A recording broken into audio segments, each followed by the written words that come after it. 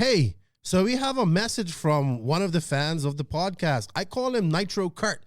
He has a message for everybody. I thought this was so epic. I asked him to make a voice note, so he did. So let's listen to what he has to say. Listen, people, don't get it twisted. Tebow, Mayfield, Drake, Ronafalk, Boots, Ungaro, Fenn, Cav, Rifkin, Bornhorst, Ty, all say f*** E-Buggy. Let's rip Nitro, Buggy, and Chuggy all day, night, weekend, and year long. But contract says, must do damn boring ass put me to sleep, 110 E-Buggy, and listen to high-powered sewing machines. F*** me. Well, tell us how you really feel, Nitro Kurt. Hey, check my boy out, Muggy Maniac on YouTube. He's a big fan of the podcast. He loves Nitro. I love hearing him talk about it, and I love that he sent that voice note. But you know what? We have a mystery co-host. It's time to drop this intro, and yeah, I'll see you guys on the flip side. Nitro is the glory. Welcome to the No Name RC podcast with your host tonight, Keenan White, aka Lefty the Great, and if you are unlucky, the Finnish village idiot, JQ. This is the RC podcast with no name, but plenty of content. So sit back, relax, and get ready for some serious bench racing.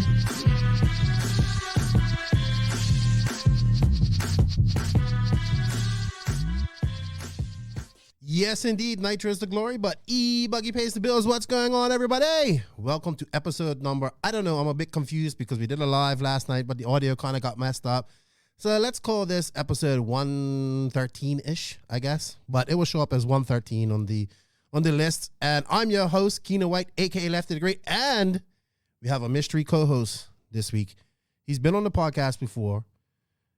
He's a good friend of mine. But I'm going to wait. I'm going to do my spiel here and thank all the awesome people that support this podcast. Then I'll bring them on. So before I go on any further, I want to shout out and say thank you to all of the No Name RC podcast listeners around the world, the NNRC Squad. Thank you guys. Without you, none of this is possible. Thank you for your support. Shout out to the patrons on Patreon. Hey, you guys keep these bills paid. I appreciate it. Your help is going to help me get to races when we start going again. And also get me some good goodies, you know. So I appreciate all the patrons on Patreon. You guys got early release of this week's podcast and hopefully a little extra today. So we'll see.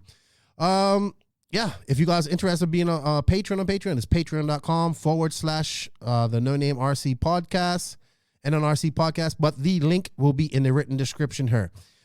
So thank you to all the patrons. And shout out to all the awesome companies that support and advertise and sponsor this podcast. First off, to our title sponsor, Mayako. They released that video last week, and it's caused a stir a week before, but they haven't released nothing so far yet.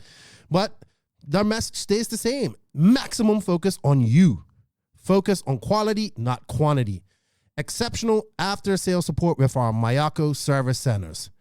No Mayako sponsorship program. Instead, a membership program for sincerely committed racers. Follow them at @Mayako.official on Facebook and YouTube, as well as Instagram. So thank you to Mayako. We have no new messages from them, but I think our guest and I are going to talk about their business plan. Shout out to all the other awesome companies. Beach RC, love you guys like life. Brent, Lucas, remember guys, we have an affiliate link for that. If you can use it, please, it's greatly appreciated. Tekno RC, been a long time supporter of the podcast. Excited to see what Tekno is going to do here at DNC coming up soon. Oh, to my JQ Racing family, I'm so upset. No DNC for me. Nothing. It is what it is. But to all the JQ Racing guys that are going to DNC, good luck. RCMX Online, thank you for your support.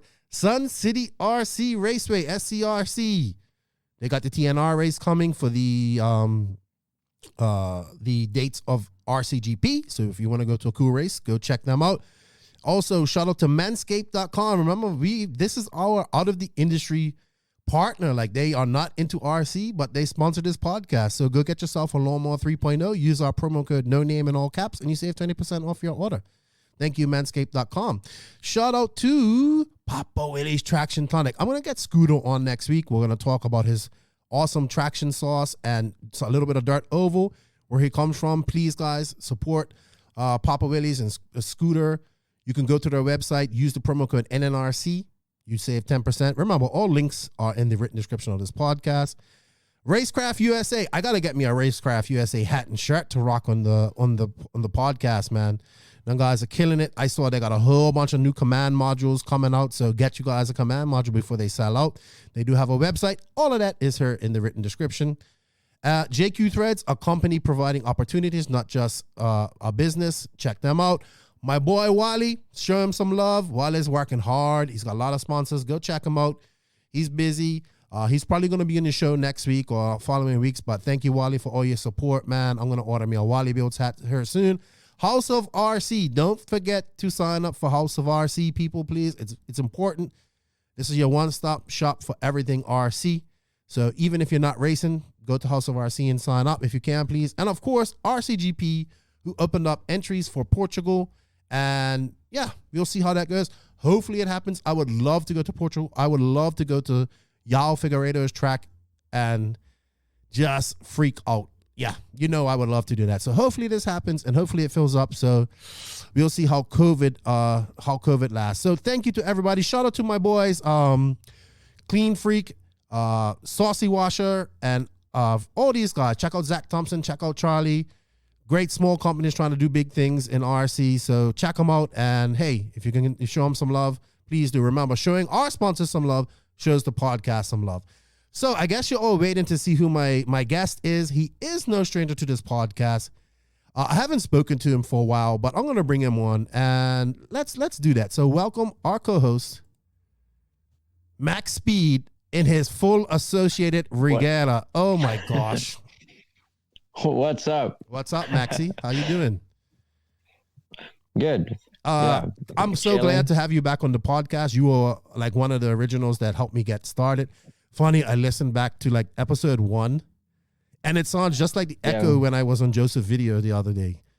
And it's so horrible. And I just looked, but it still got a lot of downloads, what we said. Well, I think it was on that one. It was me, Dagani, and Joseph.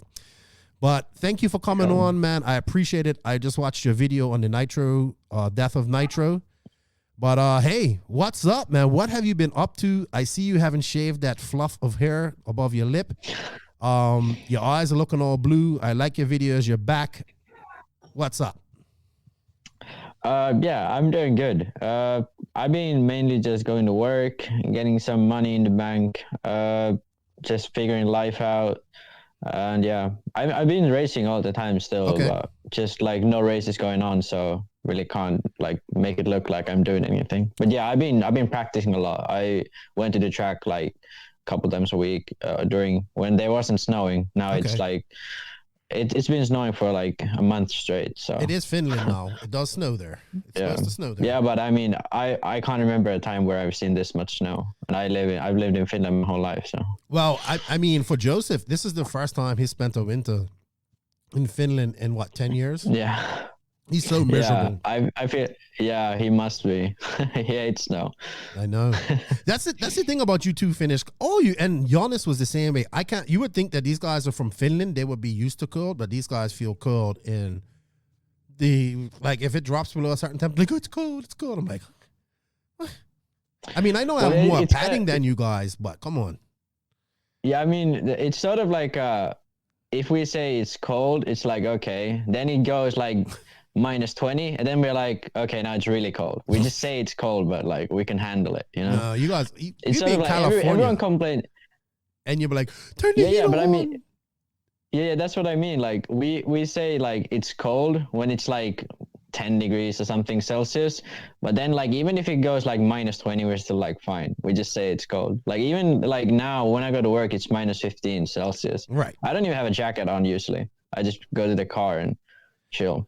Well, it's not that far of a walk for you, but it has been a while. Yeah. I mean, we kind of started talking. I kind of left you alone for a year. I was disappointed when you left JQ, even though I knew it was coming. You told me a month away before, and I was a little bit disappointed when you left. So I kind of just because you're my friend. We kind of did this all together. We've traveled. We've been involved in some great moments together. We've been involved in some not so great moments too, but all in the same race, to be honest. And yeah, I gave you a year off, like your dad is like, "Are you mad?"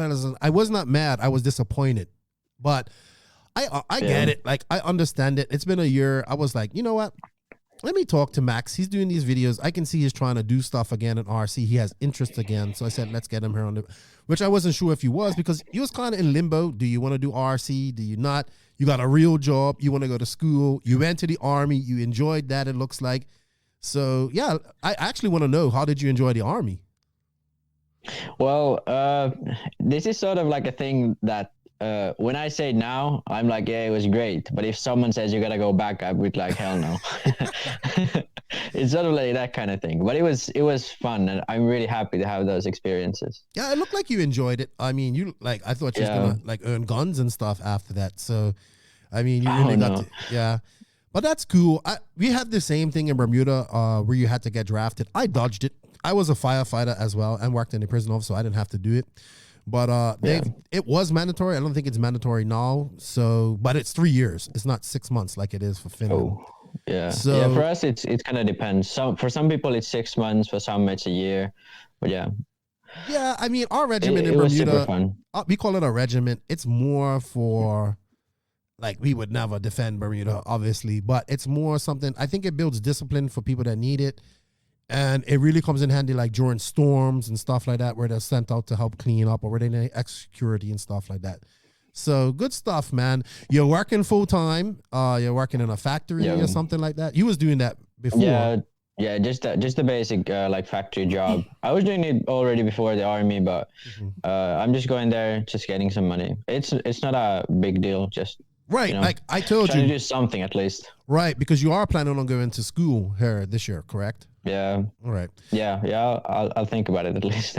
I try to, like, I don't know yet what I'm gonna do, but I'll definitely apply. Well, you know, I told you, don't get caught up in the trap. You know, get there, you're making money. Next thing you know, you got 2 kids and you have to work there. So you're young. How old are you now?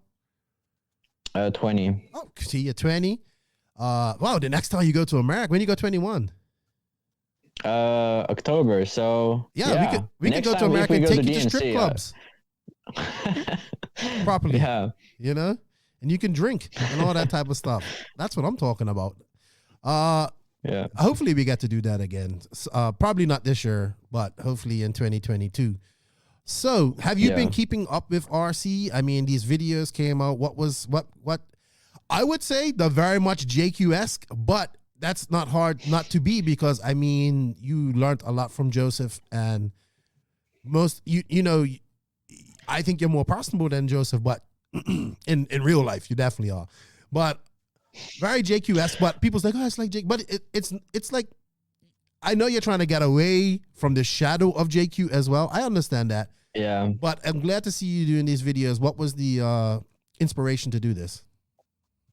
Well, actually, I had the idea already, like probably like when I joined AE, actually. Like even then, like when I joined AE, I bought some like what do you call the gimbals and stuff, and mics and stuff. So I wanted to do like track walks when I went to races, and do like some daily catch up and stuff. But then due to Corona, I couldn't do anything. And then during the summer, I just said, yeah, I'll just practice, try to get my race program working. And then like when the winter comes, I'll buy a camera and all that stuff so I can make videos back at home.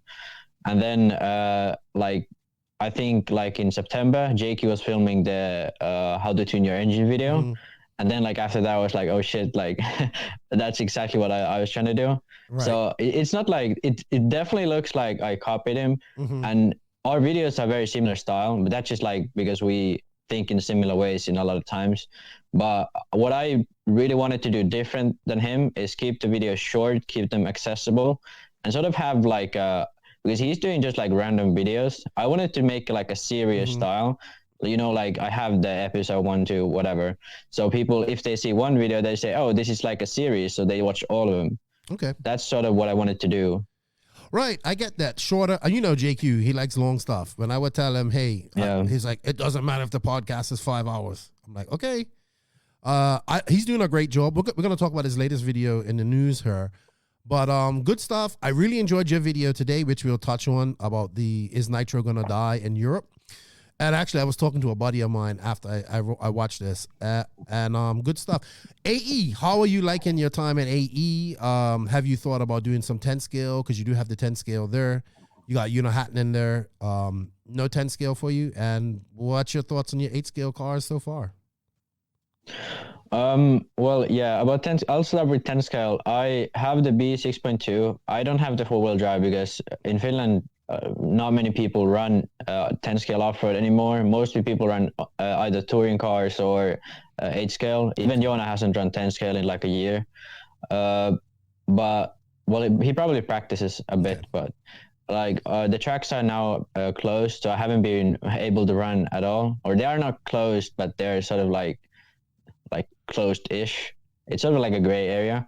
But yeah, I haven't been running 10 scale. But then to 8 scale.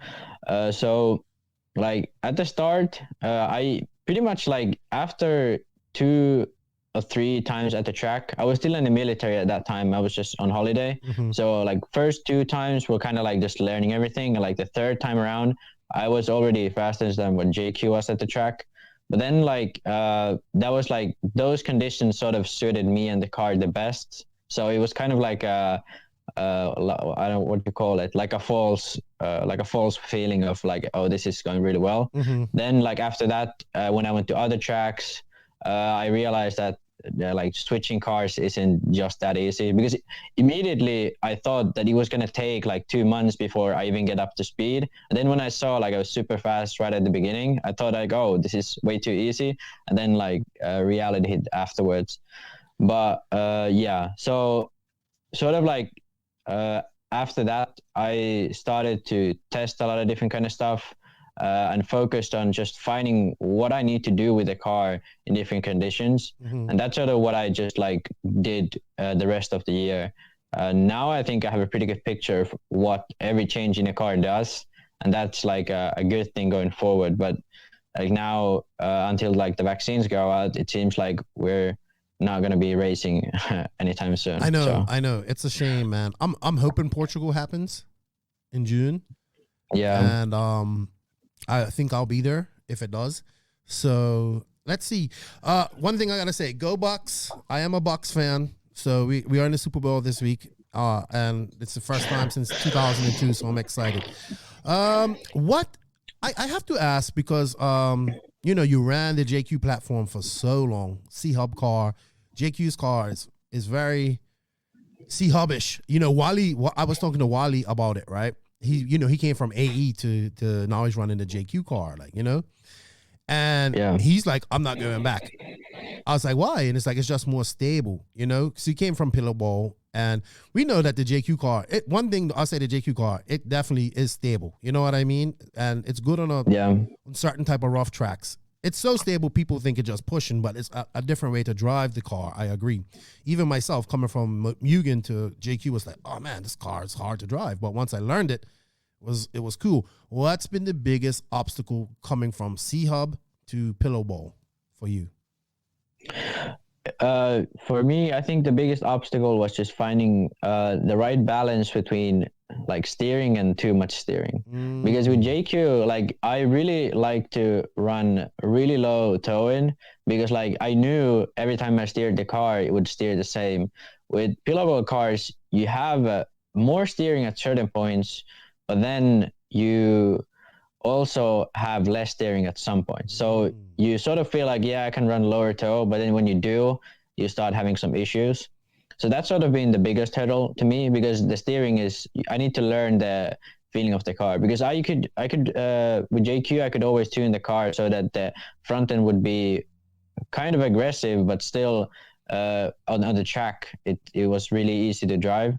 With Associate, I have to make the both ends work together much better. And I can't really play around with the setup as much. Like now when I've learned the car more, I can do lots of different stuff, but like at the start, that was like the biggest thing. I think that was hardest. I'm glad you say that, because there's so many people out there that switch chassis every 2-3 months or jump team to team and all that type of stuff and say a car doesn't suit them. Here you are, 2018 winner of DNC Open Class, right? First time ever racing in America. Junior European champion, you're a good driver. let's put it this way. You're a really good driver. You've been driving for a long time. And it's taken you time to learn a new car. Yes, you drove one platform for a very long time. I get that. But, man, it's true. I think even top guys, fast guys have a learning curve. I mean, look at Cavallari, how long it took him to get up to speed with the S-Works. You know what I mean? Yeah. Well, like Tessman, when he switched to X-Ray, he was like a backmarker at Neo. Like he looked awful. He looked like some guy made the main first time. That's why they went to the J Concepts tires and JQ. You remember the? Yeah. Oh my gosh. And JQ got. I know we're talking about JQ, but a lot of us are. That's how we know each other. You know what I mean? So, and then JQ got blamed for that. Like this is so funny. He just reported what happened, and he got like people just hated him for it. But if you did it now, I bet you people would be like, all right. This is because of lack of RC media. People are not used to getting secrets out there. This is something that we talk about quite. We was talking about. We need independent media, like to stop. Like it's ridiculous. You know who talks about this a lot? Stephen Bass, Zach Ryan down in Australia. He wrote a good article about it. And we definitely need that, man. Independent media who ain't scared to go in there and tell what the story is. I'm getting better with that too. You know what I mean? I think I don't know if I'm gonna be welcome in every pit nowadays, but they should be. I mean, this tells the real story, doesn't it? I would say so. This is what we need, the real what's going on at these races. It's unfortunate we won't be at DNC. All right, man. I say we go into the Manscaped news. What about you? Yeah. All right, Max. Let's go to that. So let me tell you something. We've been sponsored by Manscaped for 6 months now. I remember when they first emailed me, I thought it was a scam. I was like, what is this? But it turned out to be something real. I was shocked. So this part of the podcast is brought to you by manscaped.com. And Max, you know what? I'm pretty sure you need this in your life. The Lawnmower 3.0, because I'm looking at this mustache that you have right there. It is looking very wild and unkempt. You know what I mean? We got to shave this off and trim it up. So if that's wily and unkempt, down below is wily and unkempt. And you know what? Since I got my Lawnmower 3.0, dude, my wife used to do it down there before. And one time I nicked my nuts and it hurt so bad. And it put me out of action for 2 weeks. I don't know if you ever nicked your nuts, dude, but it hurts like crazy. So I've been using this Lawnmower 3.0. It's got a light. It's waterproof. It has a charging station. You get replaceable blades. I haven't nicked my nuts yet. Or my wife hasn't nicked my nuts. And you know what she told me? Said it looks bigger too. So, our thing is we want guys to cut through the jungle to find their manhood. You can do that with the Lawnmower 3.0. Get the Manscaped kit. It comes with some Beluga. I believe they're called Beluga underwear. They're really nice, comfortable, super comfortable. And you get the balls deodorant and ball moisturizer and all these other little things that you can get specifically for your male parts. And I'm assuming females can use this as well. But I use the trimmer for my beard as well, and just little things like that. So it's a good, handy little thing, Max. And you know what? You go to use the same one for both? Yeah, it's mine. Why wouldn't I? You know what I mean? It's washable, so I rinse it under the under the sink. Under the water. But you know what, Max? If you wanted to get yourself a Lawnmower 3.0 kit, which I suggest you do, because I don't know if you got a girlfriend yet or not, you need to go to www.manscaped.com, use the promo code NONAME in all caps, and you will save 20% off your order and get free shipping. So thank you to manscaped.com for bringing the Manscaped RC news. So, Max, we don't have much news this week. I'm trying to bring up my notes here. Let me see what we have. Where's my notes? I had them here. No, I don't. Okay, the Thornhill is the first one. Yes, right? Let's talk about this. The race at Thornhill. Thornhill was this past weekend. Now, I think this is probably the best undercover race under a roof track in the world. I know we sometimes talked about we don't like the surface and all that type of stuff, but this is a great racetrack. You can race all year round. It's under a roof. It's just like a mecca for RC, in my opinion. So they had a one-day race, and they got immense participants and entries. I think Tebow went on. Can we bring up the while I'm looking for my notes, is it any way you can bring up the live RC stuff? Yeah, we have that. Yeah, I think I have it here. Tebow was there. He won Nitro and TQ'd Nitro. Oh my gosh. He finished like 5th or something. Yeah, 5th. And who finished 5th in e-buggy? Tebow finished 5th in e-buggy. Like Tyler Hooks and I think Jared Wiggins won it. Oh no, Brandon Rose might have won it. Yeah, you know, he goes to this track a lot. It's hard to beat him. But yeah, you know, Tebow, man, I've said this for the last year, and he has rejuvenated his career, man. He has rejuvenated his career. He's doing well. And Tekno has the best lineup going into 8. You're going to see, I think you're going to see at every big race this year, 4 Teknos at least in every A main. That's incredible. Yeah, they have a really good team right now. Yep. But also one thing I wanted to say about Tebow is it's sort of weird that like I've seen like I think 2 or 3 like smaller races, like one-day races. Mm-hmm. He's finished like outside the podium. Yes, like that's like crazy to me. Dude. Hobbyplex is his kryptonite. He finishes like constantly. He finishes outside the podium at these small races, then goes to a big race like SIC and wins Struggy. Like what's going on? Well, see, Hobbyplex is in Omaha. It's an indoor track.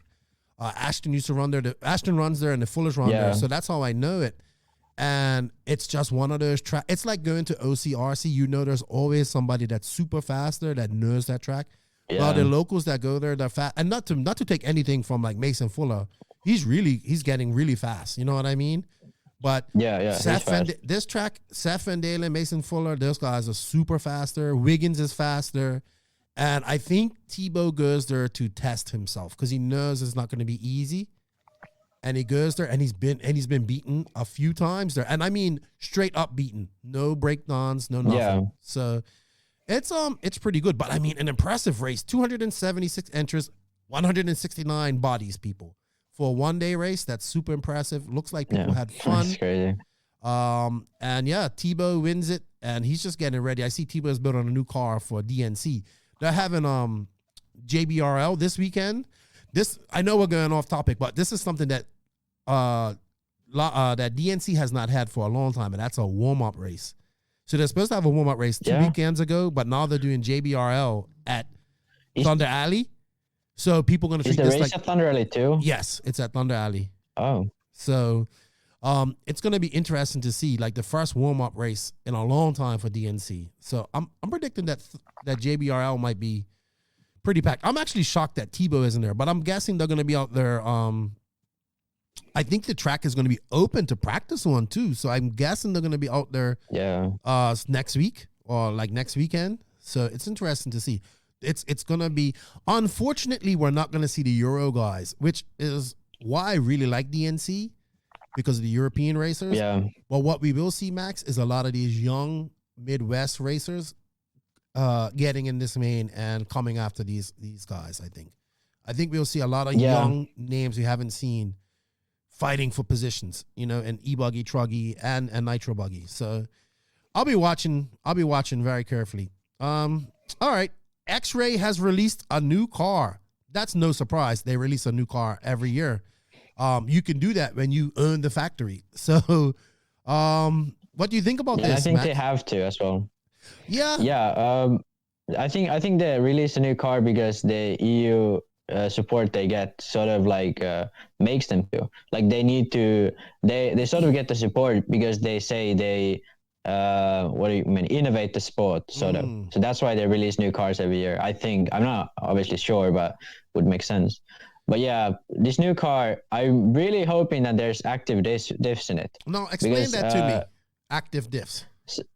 How does that work? It's sort of like a diff that when you put more torque in it, it starts to lock up. There's sort of like plates that expand so that it locks up. Tactical diffs or whatever they used to call them back in the day. Yeah. It's like Kyosho has them, and they have a different type of design. But like X-Ray had them like way back. But now I looked at their website and they are releasing active diffs for their 2-wheel drive and 4-wheel drive 10 scale as well. They haven't released them, but you can see from their like back order catalog or something. Like they are doing it. It says it's 4 weeks away, but what's the I don't know. benefit of this? Can you explain it so our listeners can understand what would be the benefit of active diffs? We know that's going to lock up the diffs, but what does that equate to on the track? Okay, so I'm gonna keep this short, but I have actually a video about this if like people want to see it. But all right, let's plug that. What's basically- your YouTube channel? Max Mort. Oh, and, yeah. And what's the channel called? just- And what's the video called? The video is, I think, I speak about this in the differentials part 2. Okay. It's the like second episode of the series. Right. Go to but yeah, I YouTube talk about and follow this there. Max on YouTube. It's just Max Yeah. Mort, right? And also Yeah, on Facebook, follow him so you can get your stuff there. Let's get him some subs, people, and get him some views. You know, try to grow his YouTube channel.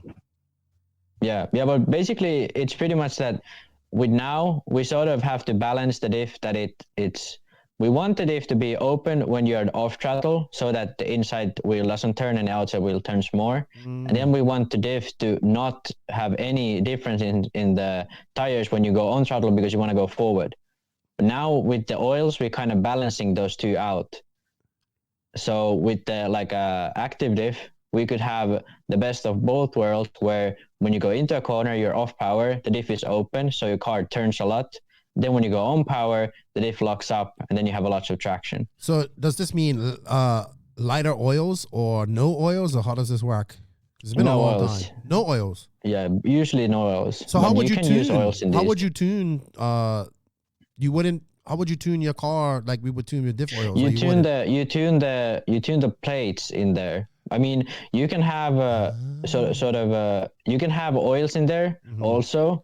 But if you don't have oils, you can tune the plates so that they catch earlier or later, or then they have some preload, so it's sort of already a bit resisting. Sweet. Hey, that's pretty interesting stuff right there.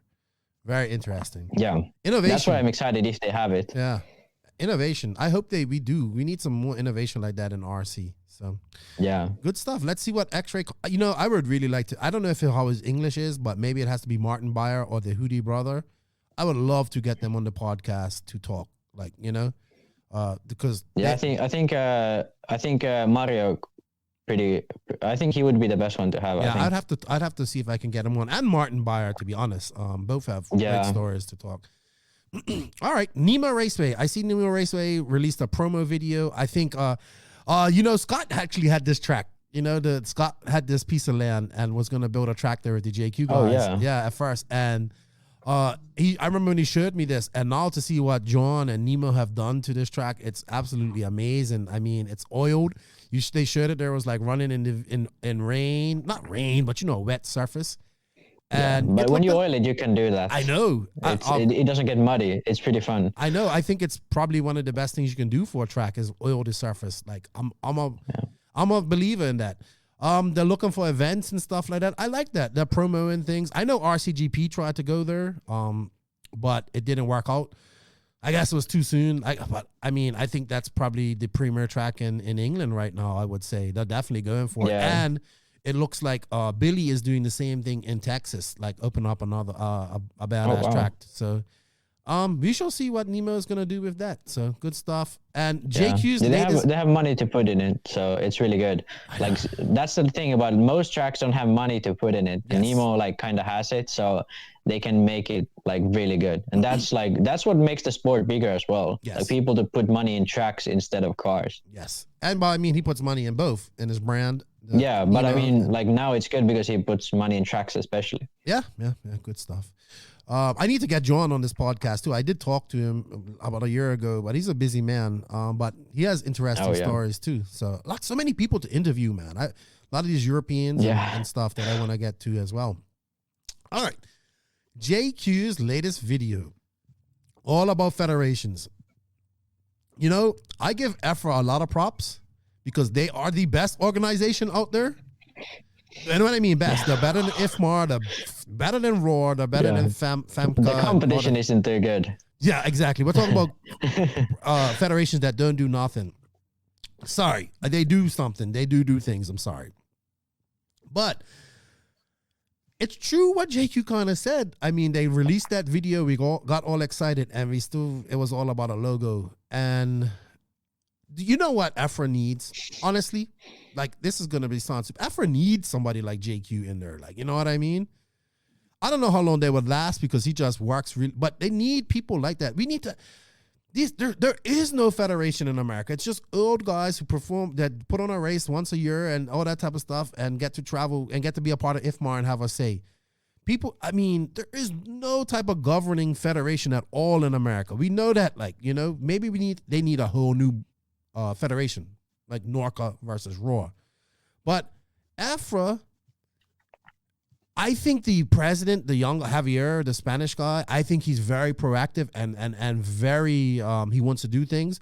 But see, there's a chain of command, and it's I think what's going on with the federations is a prime example of what's going on in our actual industry. You know, there's an old thinking, an old school of people, old school thought, old boys club, I like to call it, that don't want things to change in RC because they have their piece of the pie, they're happy with their piece of the pie, and they don't want anybody else to get more pie than them. When they don't realize that if somebody else gets more pie, they get more pie. So that's exactly what happened. Yeah. Like in the video, they said the threat of ETS or EOS. Yeah. That's exactly like they don't want the pie to be shared. They just like they don't want to grow the pie. They just want to have their little pie on their own. And here's the thing. That's like AFRA is really good, and like I mean, every individual country has their association that reports to AFRA, and you know all that. It's good. Like, why not piggyback off some of these races? You know what I mean? Why not make it, you know, like, I don't get it, man. But it's that old school thinking. We want it all. Like, this is why in my brain, man, we need to get new, fresh blood in there that can think and can be in the 20, like, you know, we started the vote for Lefty thing for IFMAR, right? JQ and I. And like people loved it. Like, I mean, like, where can we vote? People want better. I know this. Like, I can hear it in people when they talk. They want it better. They want things better. People are not happy. People are starting to learn that RC can be better. You know what I mean? And man, I think JQ hit the nail on the head with that one. I think he's hit the nail on the head with all three of his videos. The guy he messaged me, JQ, it's crazy. RC isn't dying. It's doing great. Revelations is making money and this and this. I said, Greg, you're looking at it from SoCal. It's always big there. It's always going to be big there. Like, we're looking at it from around the world and how it's shrinking, like, and just from numbers, like trying to get people in. Like, the 8-scale market is just saturated with companies. Like, you know what I mean? And it's rare that you get somebody that pays retail nowadays. So, you know what I mean? There are people still out there that pay retail. I don't know, man. I don't know what the way forward is. I think we just kind of have to get rid of everybody and bring all new people in. Because you can't just do it with one person, man. You just can't do it with one person. You mean EFRA? I think EFRA and IFMAR we should just disband all the people there.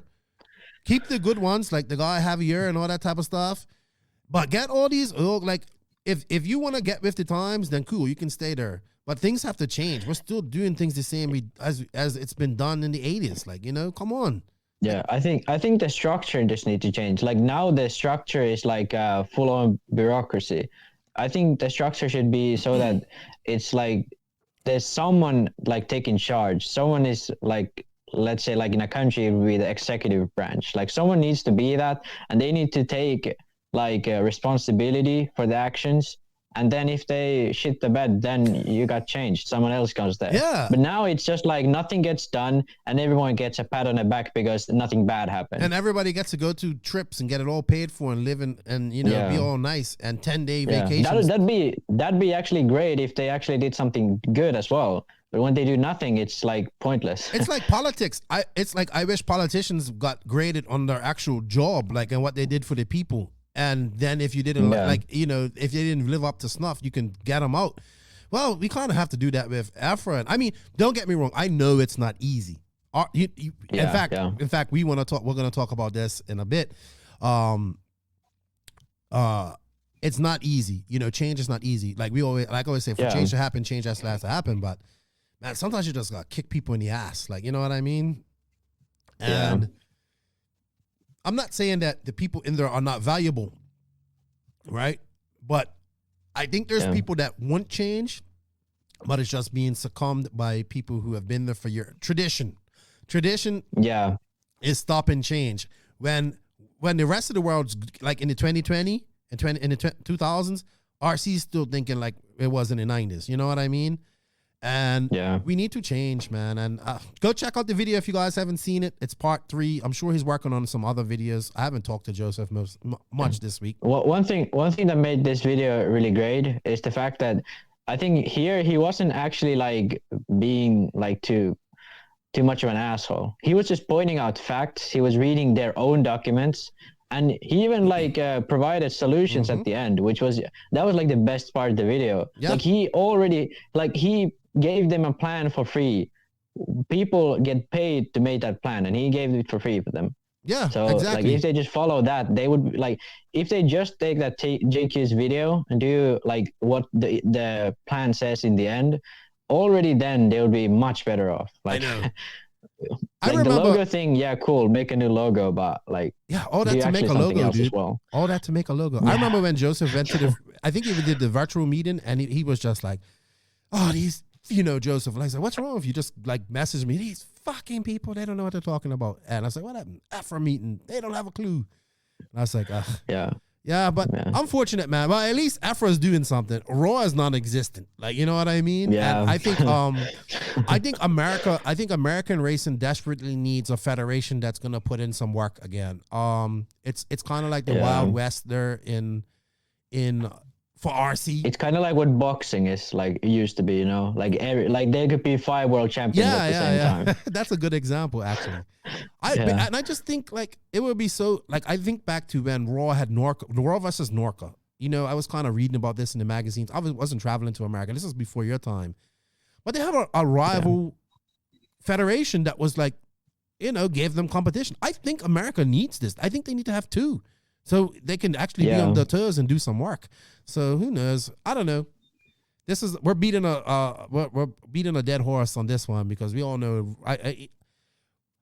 I believe Raw wants to do the right thing, but also someone needs to get paid to do it. There should be a full-time position for that. That's the issue in America. There's sort of like a culture of having companies, and when Raw is a federation, it sort of like kills all the like activity in there. In Europe, like federations are a basic deal. So like even if it is a federation, people still work for it just for the principle. Right. But in America, it's sort of like a different culture. So it doesn't work the same way. Right. They need competition to succeed. Right. Because people just like, I'm not going to pay a raw fee when I could just go to this race, and then like, I get it. I understand it. All right. Let's talk about your video that dropped last night. The new EU regulations about nitro comes into effect. It has come into effect. It is now the 4th of February. Yeah. So, we talked about this. I'm just shocked. Like Afro doesn't have a solution for this yet. I mean, they have had a few months to get this going. They have had 2 years. Really? They had 2 years. So yes, this was passed in 2019. Really? So now it's just because Yeah. I just heard about it about maybe 4 or 5 months ago, I think. Yeah, but the bill that was introduced was made in 2019, and the latest clarifications was in November. But they could have easily got the clarifications over 2 years ago. Like in 2 years ago, it said nitromethane would be limited to 16%. I have the EU thing out there if someone wants to read it, but like you can go. I think EFRA letter has the EU regulation like number in there, but it's from 2019. But here's the funny thing. At first, when I thought it was environmental. And I was like, we can't make that much carbon, what is it? We can't have that big of a carbon footprint. But then I saw it was terrorism, and I was just like, what the hell? My buddy, Nitro Kurt. Is explosive. Nitro Kurt has this big theory anyway. He's like, Keenan, I'm telling you, Horizon and Traxxas, they're trying to screw Nitro and make it unpopular and kill it, so they can press their e-buggy agenda. I know it. That's Nitro Kart. But he's not too far off. It seems like they're trying to kill Nitro here in the EU. But I did talk to my buddy because running 16% is something not unusual. Yeah, but it's actually 12. Okay, so it's 12. Right. It's 16 by mass, 12 by volume. Okay, and we so measure it by volume. even less. But 16 is a Yeah. 16% is used in on-road, especially in Yeah, GT. 16 is okay. 16 is okay, but 12 is not. Right. That's the issue about this. So what I don't understand here is, okay, why hasn't EFRA gone to these people like they said they were going to do it? When you get an EFRA license, all right, you're going to run nitro? Okay, well, it's going to cost you an extra $25, $20 for the year. Here's your nitro license to purchase. But see, then to purchase, where do you purchase from? For stores to, it's just, it's either got to be overruled or we're going to have to do some innovation, which can be done. People's like Power. Well, I know my buddy, I actually was talking to him because I think he's an engine guru, and I'm seeing him do this for his GT car. Scoop the head out, the head button, so you get more compression. Not just lower it, but scoop the head button out, because his goal was to get 7-minute qualifiers in GT without pitting. So he needed 16% to get the runtime. So he was telling me it's lots of things. He's like, Keenan, it's the oil. He said you can get more power just from the right oil and using less of it and all this type of stuff. He's like super science nerd. So speaking of engine gurus, I have to say, rest in peace, Art Kabono. He passed away. I saw that. He was the guru when it came to nitro. I think he passed away. I just saw it. Yeah, he passed away today. I saw Maxi posted it up. So I don't know, man. What's your thoughts on this, Max? What's your thoughts? It's sort of like I think I don't think this law is like a death sentence or anything. I think the license will be pretty easy to get. It'll just make things more complicated for the stores because they have to get a license to sell it, and to sell it is different than to own it, I think. Okay. I'm not 100% sure, but I think the selling part is what might be more difficult. Okay. Because we had to have a license to own 30% nitro already in 2013. I didn't know that. So we can, it was like we were kind of lucky because we were using 25 in Europe. So the law made it so that we could use like 26% by volume. So we're kind of lucky there. Now we are caught by the new regulations. Do you only use 25% there? Is it regulations? I don't think.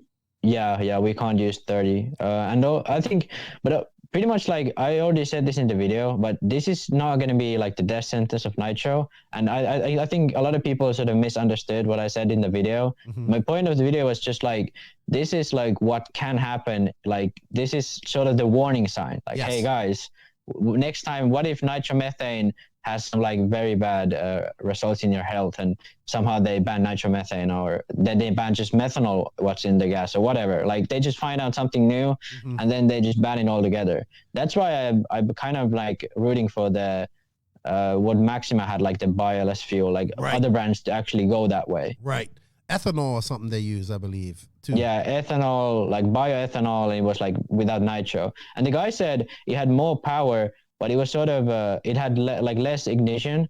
So it would initially, like it would have to build up a bit. But he said he had more power, like ultimate power is better. Okay. Good stuff, man. Yeah, and also like when you crack open a can of Maxima fuel, it smells significantly different from any other nitro fuel I've smelled before in my life. So but their normal fuel is still nitro, but right. But I remember their off-road stuff. I guess we're talking about their off-road stuff. Like Salty Joe likes it, and I remember he opened up a can in the pits that Yuri went PNB, and it like just permeated the whole pits. That's how strong it was. A lot of people are like, oh, what's all this nitro? Like nitro is the glory, and it's over, and e-bug is coming, and all this type of stuff. Look, I have nothing against e-buggy. JQ doesn't like e-buggy, even though he's really good at it. I know you don't really race much. Like people have to understand, like you guys don't race e-buggy much. Like I got a lot of people asking, oh, you need to set up for e-bug. I'm like, man, you don't understand. Like I only seen JQ and Max run e-buggy in America, to be honest. Like, you know what I mean? When they come. To me, it's really odd when people ask, what's the setup for e-buggy? It's just the same setup as nitro. Maybe a little like heavy on the diffs and shocks. Like only thing you might need to do is stiffer springs, stiffer shock coils, and maybe a stiffer roll bar. Yeah. Not like that's the only things you pretty much need to do. Well, you know, we can go 15 minutes on a battery and we can make quick change and all this type of stuff. I said, yeah, that's all fine. That's cool. But let's be honest.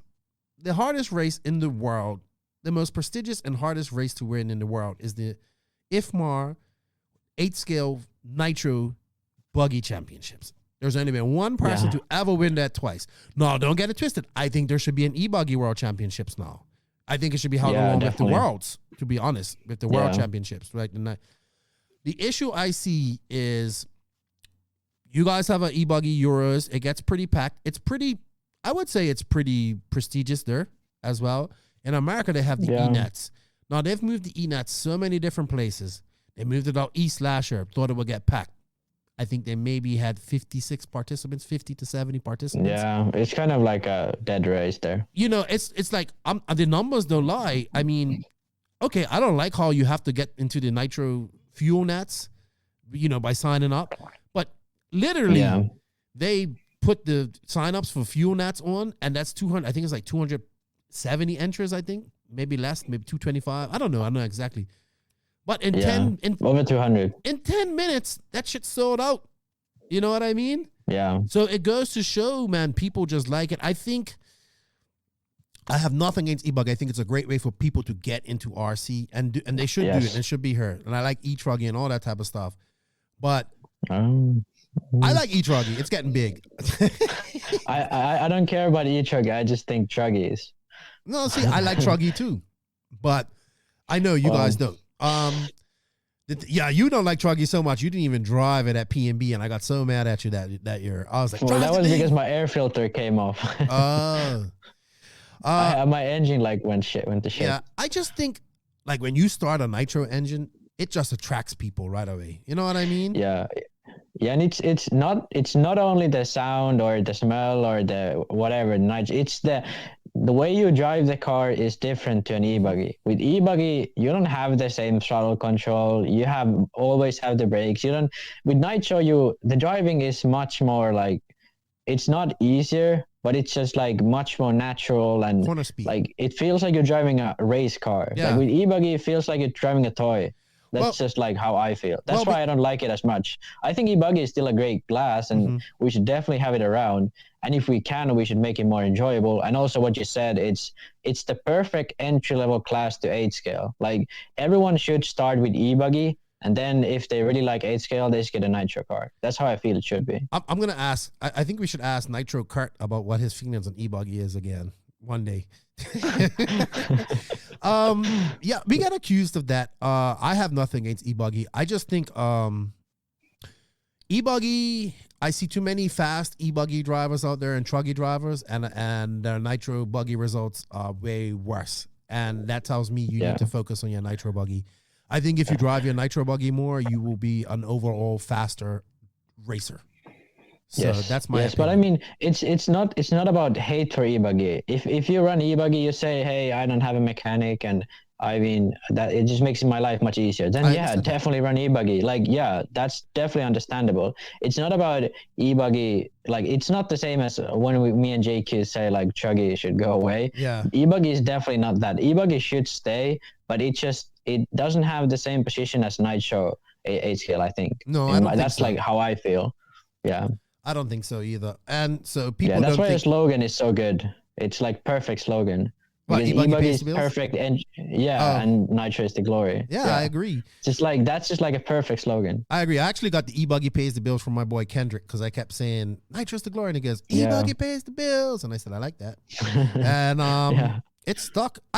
Trust me, I want it to grow. I want it to be big. I think there should be a Worlds, but I think.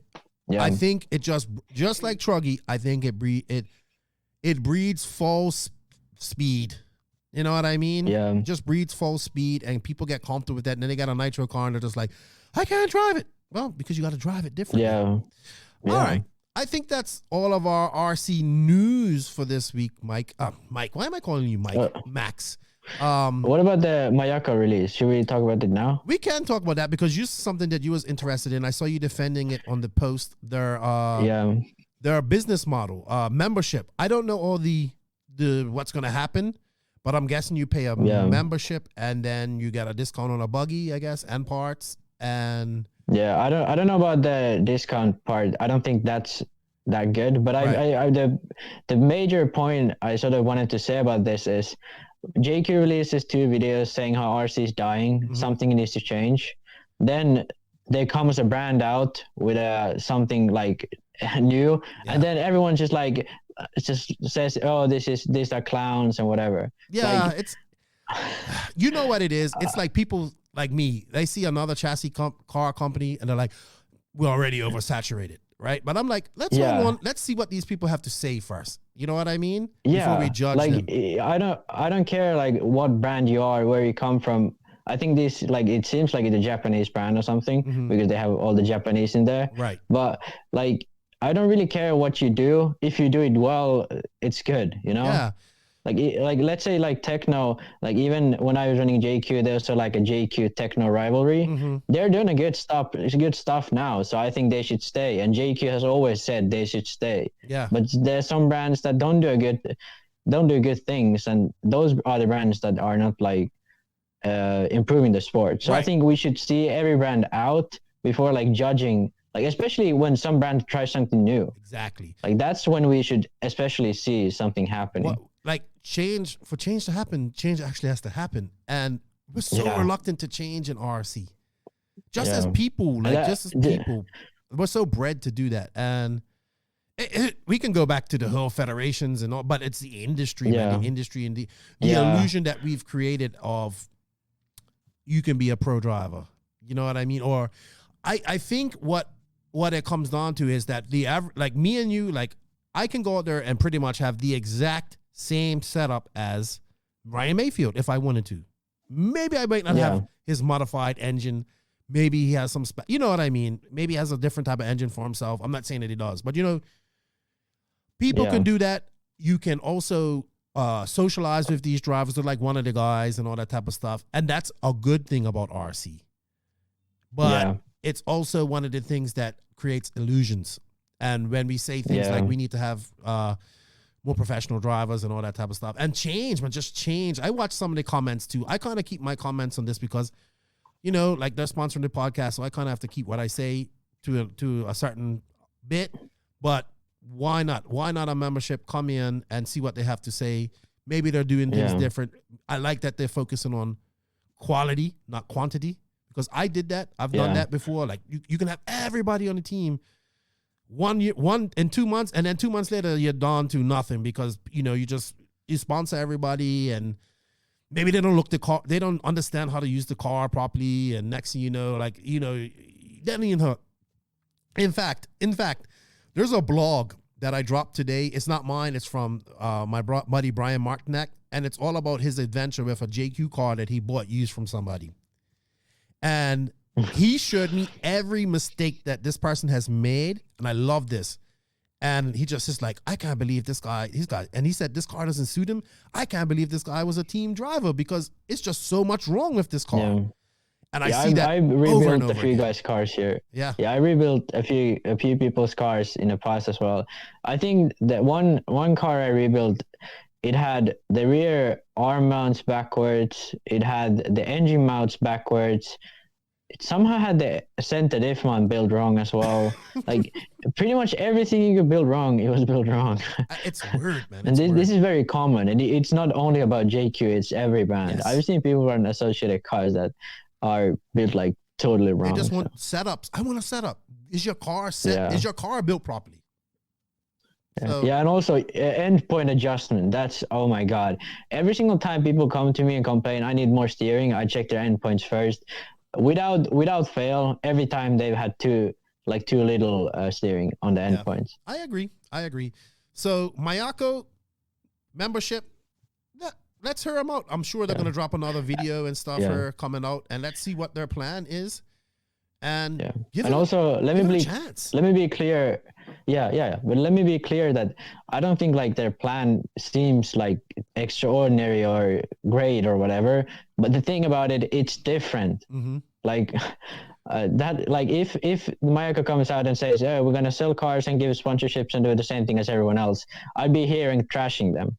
Because that's nothing we need. Yeah, we're feeding. But because they're doing something different. Yeah, they're doing something different. I'm like, let's see them out. If they suck, then maybe I come here and say that they suck. That's all. That's all. Who knows? But with the thought that's going into their promotion, I don't think they're going to suck. So it's going to be interesting to see. I don't know. We don't know. Yeah, we don't definitely. know till we get product. We don't even know to what we see something. So we're all waiting for that. All right, I think that's all we have today, Max, for news. We kind of went overboard on that, but that's fine. I knew we was going to talk quite a lot. So I say we should go into our Beach RC questions. What about you? Yeah. All right, so now we're going to enter the Beach RC bench racing Q&A.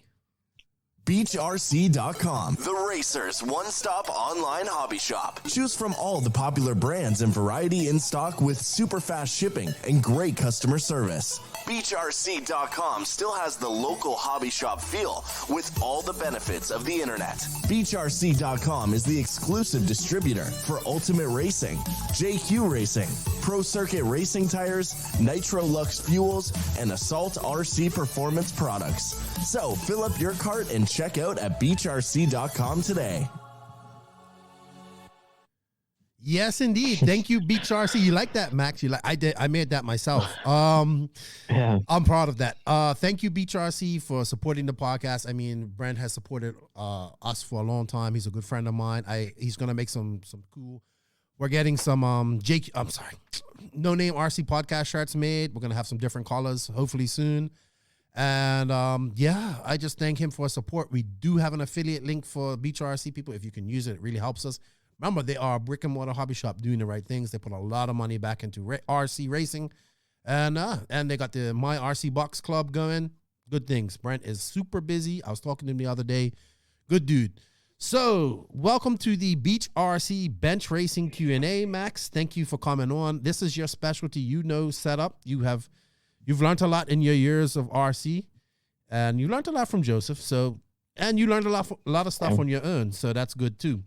We have a couple of statements. Just want to shout out Justin Huglin. I say I don't have much questions right now. Just pumped to get back racing outdoors. It's cold in Colorado.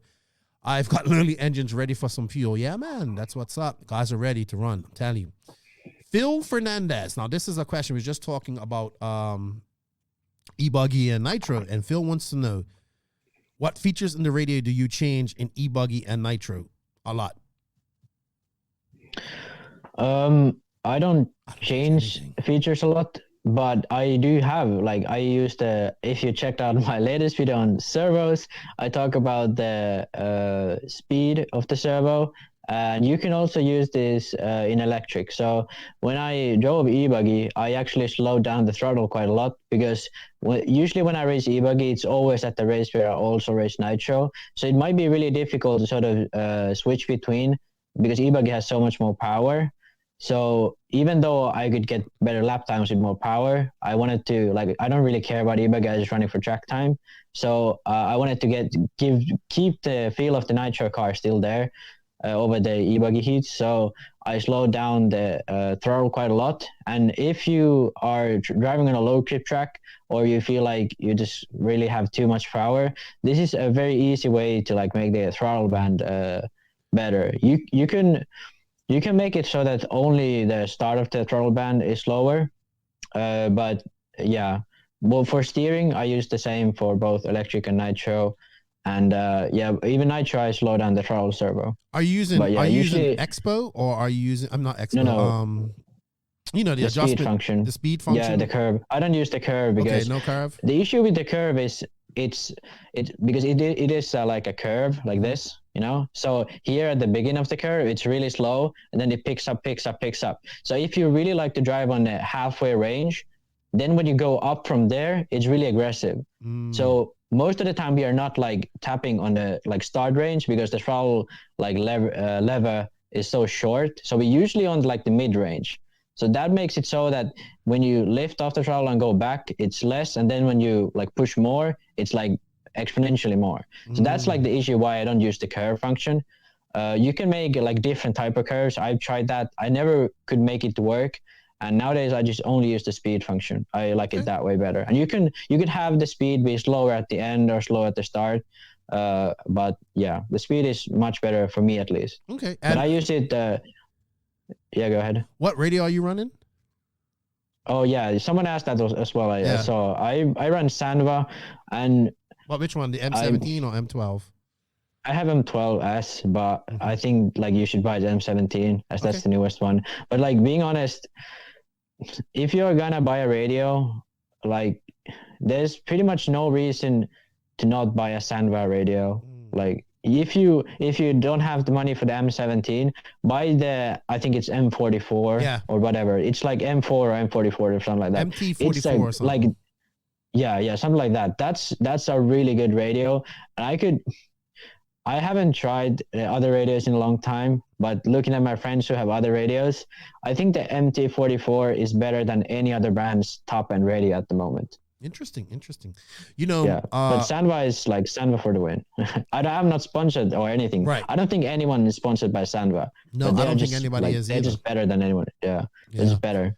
I remember Mike Hill, and one thing people have to realize is radios wear out too. You have to replace them. Huh? Radios can wear out. Yeah, too. definitely. Yes. I run mine usually for 2 years. This one I've had for quite a long time, but now with the COVID, I'm not getting a new one because I'll get a new one if the lockdown stop. Because I need to get a new radio It's not going to look like we're going to racing. I need to get a new radio. Actually, that was Danny Newman's question about preferred radio of choice and why, and you answered that. I don't have a preferred. I don't race enough to know. Frank Page wants to know, not many questions. He's just cold, and it's 20 to 30 degrees here, and I'm waiting to burn some nitro with my JQ nitro buggy. I hope you get to do that soon too, buddy, because it is cold. He's up in Northeast there. So, question from Australia. Matthew Parsi, he's the father of a young JQ racer who's doing really good. Jack, he wants to know. I know you can still answer these questions, Max. Stiffer front spring or lower front inside camber link position? That's what his question is. I would be lost. Well, this question sort of implies that both of these changes make the front end stiffer. And this is sort of, in some sense, yes. But in other sense, if you lower the front camber link from the tower, what this does, well, obviously it raises the roll center, but what this does in practice is the car wants to dive better into the corners because the front end sort of pushes more to the outside tire. So especially on high grip, if you're struggling with the front end pushing into the, like attacking the corner and being really catchy into the corner, lowering your front link from the tower makes it even worse. So in this scenario, stiffer spring would make it so that the front end would be less diving and more calm into the corner. But then if you would like to ask, should you raise the link to go against this diving motion, or should you go with a stiffer spring? I think almost always you should first try raising the link and then go with the stiffer spring, because this raising the link also gives you better corner speed on more open corners. On tighter corners, having the link low gives you much better rotation due to the higher roll center in front. And stiffer spring really only just makes the front end dive less. For lower grip, most likely if the spring is too stiff, you're going to have the car push, and going lower with the link would make the car steer better, but then you would also lose some corner speed on more open corners. So these sort of two are not interchangeable. These affect the very different ways, but I hope I sort of went through everything you could do. Yeah, you lost me, but I'm cool. Yeah. I know about hugging the track and raising the link, because you don't want it to dig in. I actually posted a really good picture of this 4-wheel drive car, and it has a perfect example of that on Instagram. Yeah, where it's just it's like the chassis bottom out, and it's just the link being raised allows for that roll that's needed to, but still, I know I'm not an engineer, but it's still the link raising allows for that car to go down and the tire to still have contact patch. You know what I mean, as well, and it just looks like it's just stuck to the track. Okay. I think I have a good way of explaining this to someone who doesn't want to learn too much but still wants to know something. So every time you lower the link, think of it as you're transferring weight from the inside tire to the outside tire. And every time you higher the link, think of it as you are transferring weight from the outside tire to inside tire. So the higher the link, the more balanced weight on inside and outside tire is, and the lower the link, it will be the opposite. So more weight on the outside tire. But also to this question that this guy asked, a much better question would be a thicker or thinner sway bar or racing a lower the link. And this is something that I really can't answer on the top of my head. This is something you just need to try. Obviously, if you're running already a super thin roll bar, then yeah, probably should go thicker there before doing anything with the link. But also sometimes with a thick roll bar and high grip, the front end might be really aggressive because it doesn't allow the car to lean as much. So it's already transferring weight to the outside tire. So it resists roll, but it also transfers weight to the outside tire. So it's sort of like I don't know. It's sort of like how do you call it? Hard thing to explain. Yes. But you just need to like get the feel of it and try it for yourself. I forgot to mention, I got this in the mail this week. Too. Yeah, that's yeah. You should, if you really want to like invest some time in it and know everything about setup, that's a really good book to read. But Thank you, I Joseph. hope I sort of gave a good explanation here as well. Yeah, you did. Obviously, asking. you did. I'm telling you, man, you learned a lot on the JQ, man, and you learned a lot for yourself. That's good. Yeah. Spencer Klein, Keenan K. White for president. Thank you, dude. Hey, this kid here, Spencer Klein, he's good, man. It's gonna be good. It's gonna be really good. Okay. Paul Conti, 8-scale nitrous definitely lorry, but do you think gas truck will make a comeback due to it gaining a bit of popularity recently and the skill set needed to drive it competitively? Love the podcast, always entertaining and relevant content. Keep up the great work. Thank you, Paul. I do not think we will see it like nowhere near its glory days. I think we will see with Chad Park and Ignite RC Designs awesome conversion kit, which I'd like to get one for myself. We will see more people running them because you can get parts for them. I would like to see it. I would like to see them maybe have a class. I know you're not big on more classes, Max, but yeah, I would like to see exhibition class of this again. You know what I mean? Because I just think it's nice. And maybe I think if people drove gas truck, they would be a better driver, to be honest. Look where Tebow came never from. drove one, so. Yeah. Have you ever driven gas? No, that's before your time. No, I was like, it ended like in 2006 or something, right? Probably before that. It was on its way out in 2004, I think. Well, Truggy was started in 2004. Truggy killed it. Yeah. My take on this is that I think it will come back the same way as sort of four-wheel drive short course trucks were popular at one point. Like people will get excited about it. And well, the crowd is definitely different than short course trucks. Mm-hmm. The crowd will be like nostalgia guys and people like who've been in the hobby for a long time. But you'll be sort of like, you'll gain popularity for a short time. Club racing will take it. Like there'll be a lot of club races with these cars, and then it will slowly die off because no like top races are driving it. Right. But I think even though I'm always against more classes, I think it's good to clarify that having more classes at club races or like when you're racing around with your friends, I'm all for that. Like having the car you want to drive is amazing. That's great for you. Yes. But I think classes that are professional, like Truggy or like stadium truck is sort of like an in-between area. Mm-hmm. But like Truggy, for especially, I don't think that should be a professional class like buggy or e-buggy should be. Oh my gosh, you are gonna get flamed for that one, Max. All the Truggy guys. I think Truggy should exist, but it should be sort of like people can run it for fun. Pros shouldn't run Truggy. This is true, but it's money to be made there, so that's why they run it. Yeah, I think it's fun to run, to be honest. But yeah, but if the like the industry model was different, and you would get the money from being interviewed and making like being seen on the broadcast and stuff, which are non-existent at the moment. Exactly. Then like they wouldn't need to run Truggy. They would only need to win like the buggy races, and it would be more prestigious. If only professional RC was actually professional, it would be great. Yeah. Wow. Yeah, but I will say this real quick. We will see more gas trucks because the conversion kit uses DT6. Yeah. So it's a good thing to do that way. So and I will tell you, man, I had Chad on here and his conversion kit is mint. And a lot of the Australian guys have got them. It looks good. they're having fun with them. So we will see more, and hopefully I get one too. I got 5 gas trucks back there, but I don't want to race none of them. They're all shelf queens.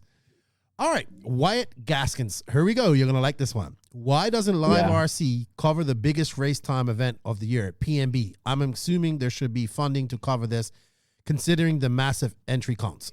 Oh, I got to answer this. One, Live RC doesn't do anything for free, which they shouldn't. They should be paid to go there. They should cover their costs to go there. I agree.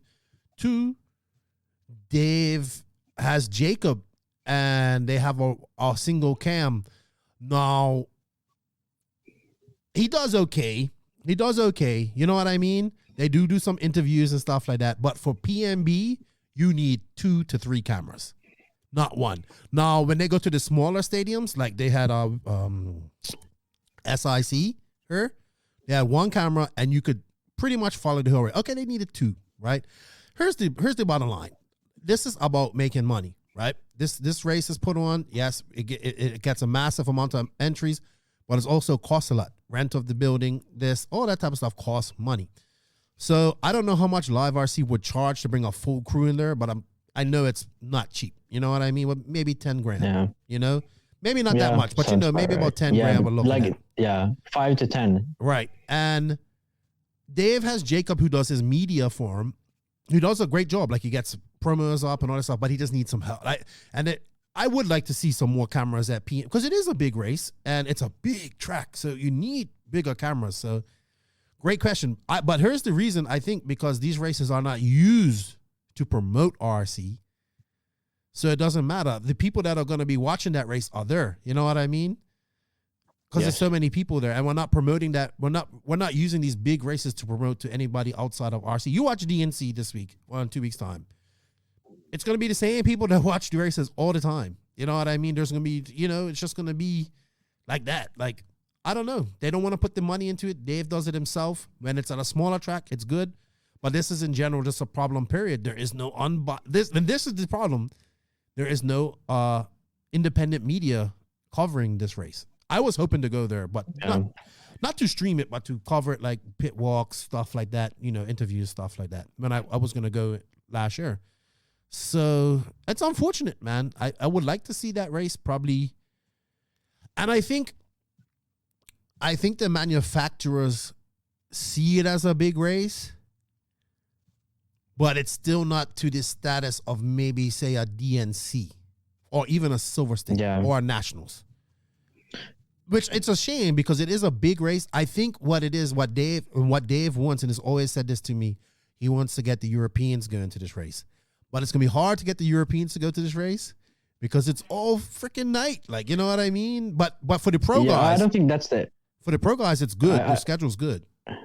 Yeah, I think the biggest issue about race time entertainment races, why they aren't attracting European racers, is the fact that these races, let's think about this is sort of like a car festival type of thing. DNC is like a car race type of thing. The marketing is completely different. People don't go to PMB regular people don't go to PMB to race. They go to there to have fun. It's a fun race to go to. You hang out with your friends. Then you go 2 times a day, drive on a track. It's just like an excuse to go out with your friends. Mm-hmm. And you got to pay for it, but just one way to do it with your friends. DNC, however, that's a race that you go there to race, and it's formatted as a race. You have practice heats, you have qualifiers, you have everything is set up correctly, and it's for professional environment.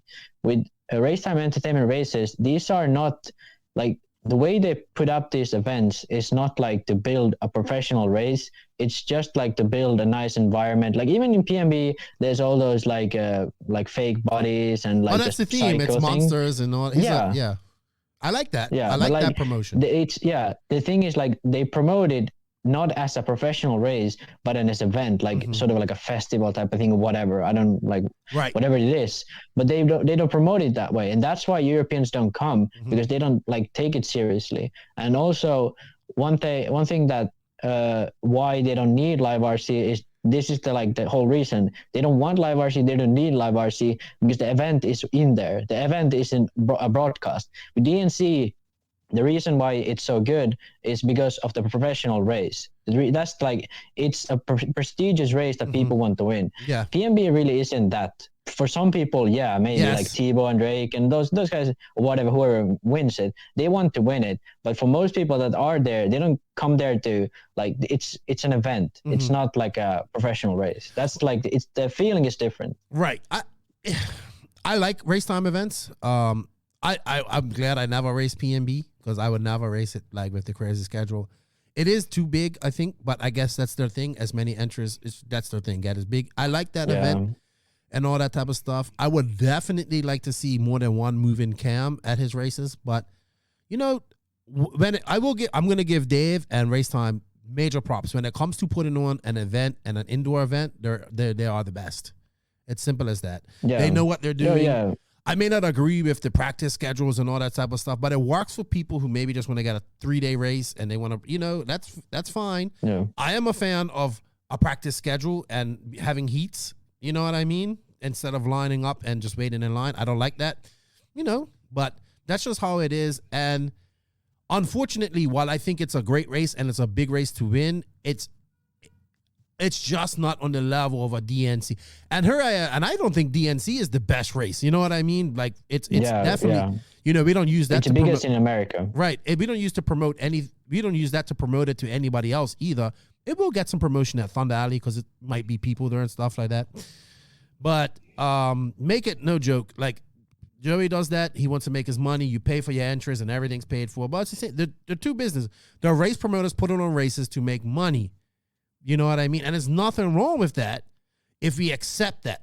You know what I mean? We accept that they're there to make money. We pay and we go. What gets me is when we say, "Oh, this is good for RC and all that stuff." Well, yes, if we promote it, if we use this to promote to outside of industry RC, yes.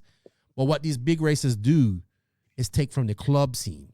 You know what I mean? And people like do this. What I would like to see Dave do, and I know he's a busy man, but like how they do the pro mains and all that type of stuff, they do it like pro mains, A mains usually, nitro mains usually midday on Sunday.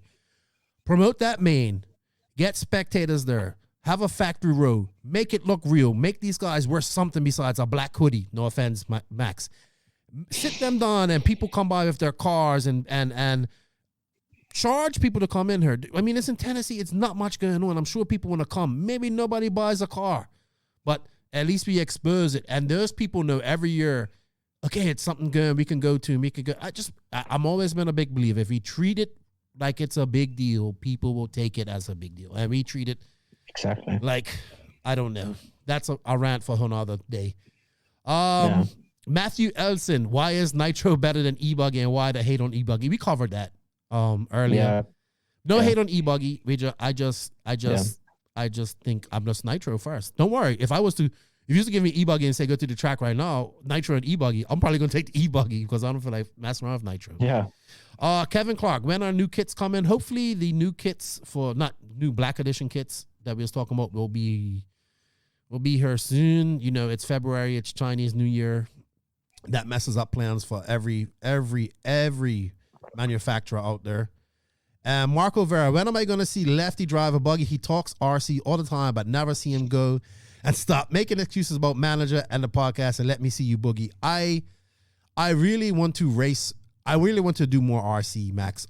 That's one of my goals this year. You know, I gave up RC to shake hands and kiss babies and make sure everybody's happy in the JQ pits. Like the Pope. Yeah, but that's my job. JQ pisses people off and I make them happy. So, like I'll never forget when I went DNC for the first time. It hurt my heart, man, not to race. Like, you know, hurt my heart. Here I am into DNC. Last time we were probably gonna see it at Fur Farm, and I never got to race it. I've put racing, my personal racing, so far back. Like, I don't know anything about setup. I don't know because I put it out of my brain. I'm more into this type of stuff now. I do want to race again, dude. We need a tracker. And even like Mike Hill was saying, man, or, you know, Mike Walker, like, man, if you come, everybody's offering me their cars, and I greatly appreciate that. But I think if I go to a race now, I'll just run. Honestly, people's going to be like, you are this hater. I think I'll just run e-buggy. And that's only because I just don't have when I go to races in the future, I'm going to be doing this type of stuff. And I'm also going to be doing the JQ stuff if we ever get to races this year. But more the podcast stuff. So that takes up a lot of my time. And I just want to charge and go. I know that goes against everything I say. So I'm not against e-buggy. That's definitely perfect for me. But hopefully one day, man. I'm doing the scale trail stuff. I like that. So we shall see. Yeah. The thing about e-buggy is it's for people that don't have the time, don't have the mechanic, don't want to put that much money in. E-buggy is the class for you. Don't run nitro just because we hate e-buggy. We don't hate e-buggy. Nitro is like the prestigious class. Like F1 is better than Formula E. Formula E is still great, but F1 is the prestigious class, you know? I agree with you, man. I agree with you 100%. All right, I think we have a couple more questions. Edward Gaza, where can I get JQ hoodies? I talked to Brent about that, and we need to get some new No Name RC podcasts. That's Lee General. Paying track fees is a major issue right now. How can we resolve this without closing on the track? If anybody doesn't want to pay fees, don't let them run. If somebody complains about paying $5 to $10 to run on a track, no, if the track is probably in shitty condition, you can make off. But if the track's in good shape, I mean, be happy that you have a track. I don't have a track. You don't have a track because you're under snow. Yeah, we don't actually have a track at all because it's under what do you call it, bulldozer. But we do it so that we pay a monthly fee. So you pay, I think it's $50 a month, or it's like $120 a season, like summer season. And you can go to the track as many times as you want. And if you want to go one time, it's like 15 euros. So, yeah. I think that's the best system out there. Yeah. So because then people go out from town to practice for a race, they pay the higher fee. And then if you're local, you don't have to pay like hundreds of euros just because you go to the track so often. Mm-hmm. I agree. And if they ain't paying, I don't know if you let them run. Yeah. Simple as that. Yeah. If they ain't paying. People should pay their fees. Well, that's all our questions we have this week, everybody. Thank you for the questions. Thank you, Max, for answering them. I think we answered them very good. I look forward to having you come on. I think people's going to see your potential for setup questions as well, because I don't know. I know a little bit, but not like you. Not like you nerds, man. Jesus. You guys study this stuff, but that's what you like. So if I was racing again, I would be well into setup. You know what I mean? But Lefty doesn't race. Lefty's setup, mine goes elsewhere.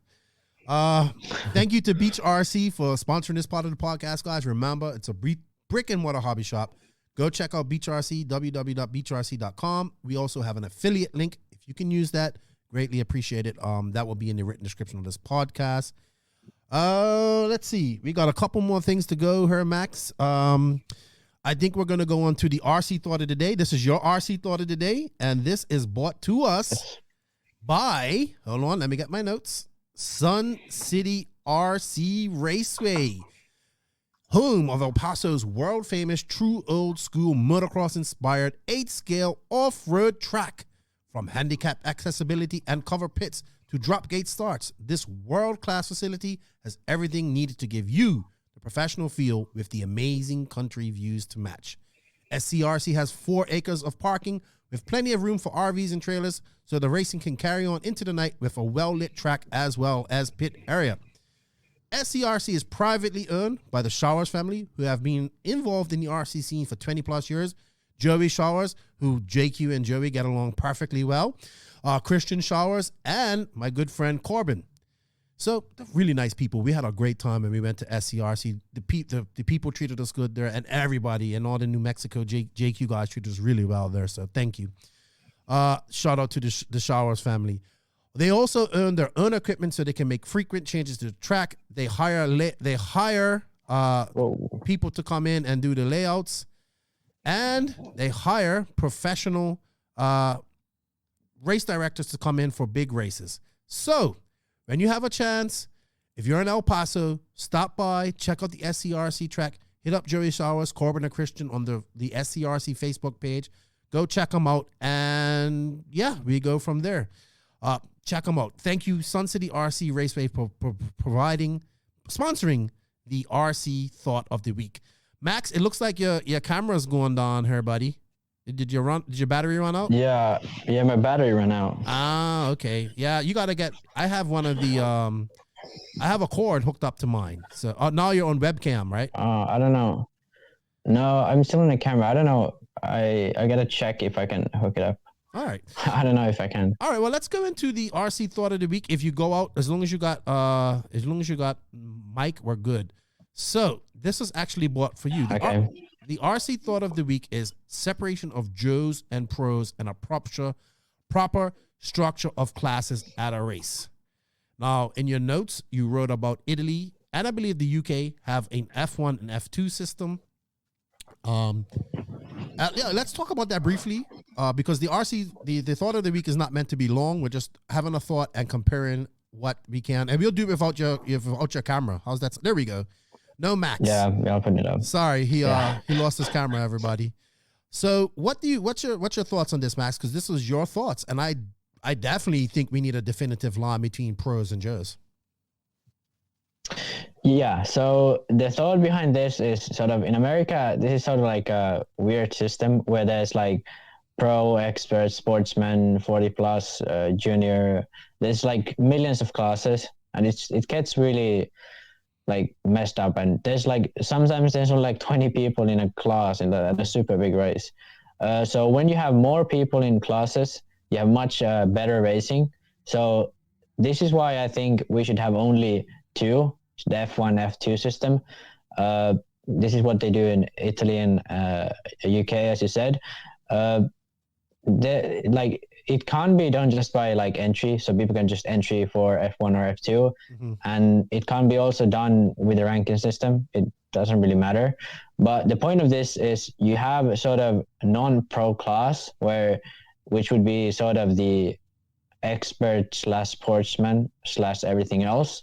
And then you have the pro class, which would be like just the pros. Yes. This way we can have like the best of both worlds. We have sort of a good level playing field for everyone that's not a pro. And then we have the pro class, and the media and the race organizers can really put all the promotion in the pro class, because that's what we want to show the fans and potential people that want to start running RC.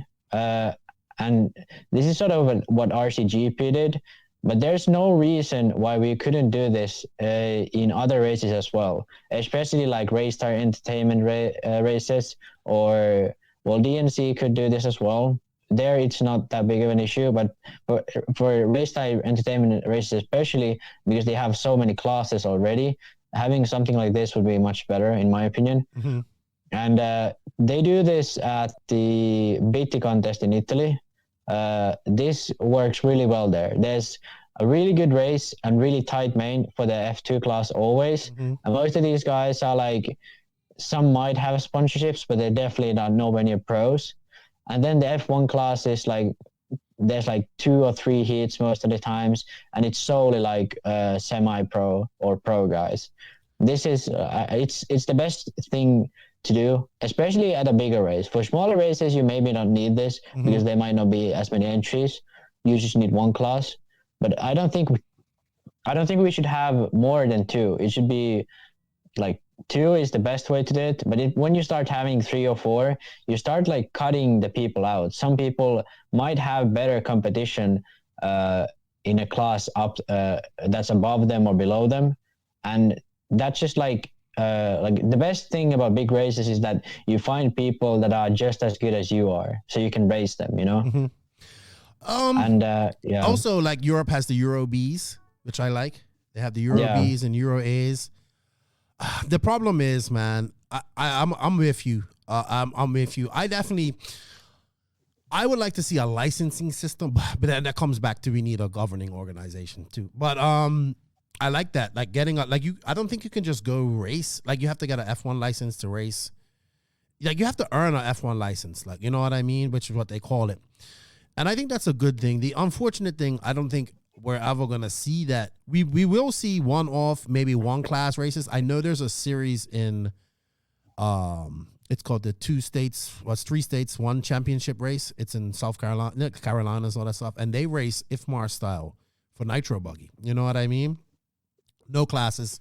Yeah. Just you run, and I love that. I love it. Unfortunately, man, we have too much classes in America, sportsmen, all this type of stuff, and I just don't see this going anyway because everybody wants to run everybody wants a trophy, everybody wants to be on the podium, not and people want, yes, they want to run many classes for track time, but I think people run more classes so they have a better chance of podium, yeah, whatever. You know what I mean? Yeah. Because or track time, just for both. Either is not a good reason to run it. But like neither of those are the good reasons to run like multiple classes. This is the race culture now. You know what I mean? And then we have the on the West Coast where the guys are complaining about. So my mic's hot there. We have guys who think that on the West Coast, if you're sponsored, you shouldn't be in sportsman. And I'm like, if you're sponsored or have a deal, it does not dictate nowadays. It does not dictate level of skill. So we got a whole, it's such a mess. Every time after one of these races, you always get people accusing other guys of sandbagging, and even like you, remember everybody accused you of sandbagging at DNC. And I was just like, man, you this is the first time this besides the Worlds, I said this is the first time this guy's ever driven on a track like this, ever in America. Yeah, at one of the biggest races. Don't be mad because he's just good. You know what I mean? And I mean, you can see the Europeans have come over and done well at DNC and Silver State and all these type of races. So, yeah, I think if we had a definitive line between then pro guys can be professional.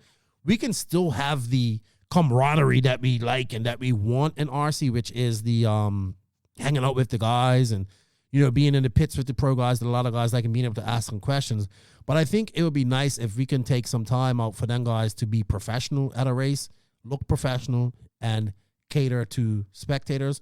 But it comes down to also, it's so many classes. It's no time. They're jamming as much as they can into these races because there's so many entrants and so many classes, and they're trying to get done so people can leave at a good time on Sunday. It's just going to be not going to happen with that business model, unfortunately. What it's going to take is something like RCGP or someone like that to just do it, like a Neo race or something like that, Unfortunately, it's just, I don't see classes going anywhere in the USA, unfortunately. It's going to stay, and I think we're just going to see more classes come up.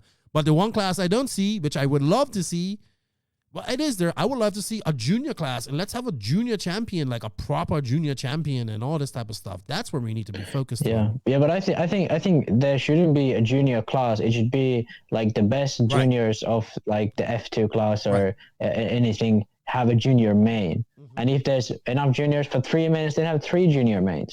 I agree with you. But there's no need to have a special class for plus 40 or junior. If you want to have plus 40 main or junior main, then have it. That's an extra thing because those people are not like there's something special about them. They're juniors, so they need more track time, or they're old guys who just want to have fun. I agree with you, man. They're not 20 to 30-year-olds who have time and money and energy and can do anything they want. I agree. What do you guys think? What do you like? Do you like the thought of maybe a licensing system, like where you have to earn a license to run certain classes and stuff like that? Let us know. We're just comparing how things are in Europe to how things are in the rest of, well, probably America mostly. This is where you see the big class separation. So let us know what you think about that RC thought of the day.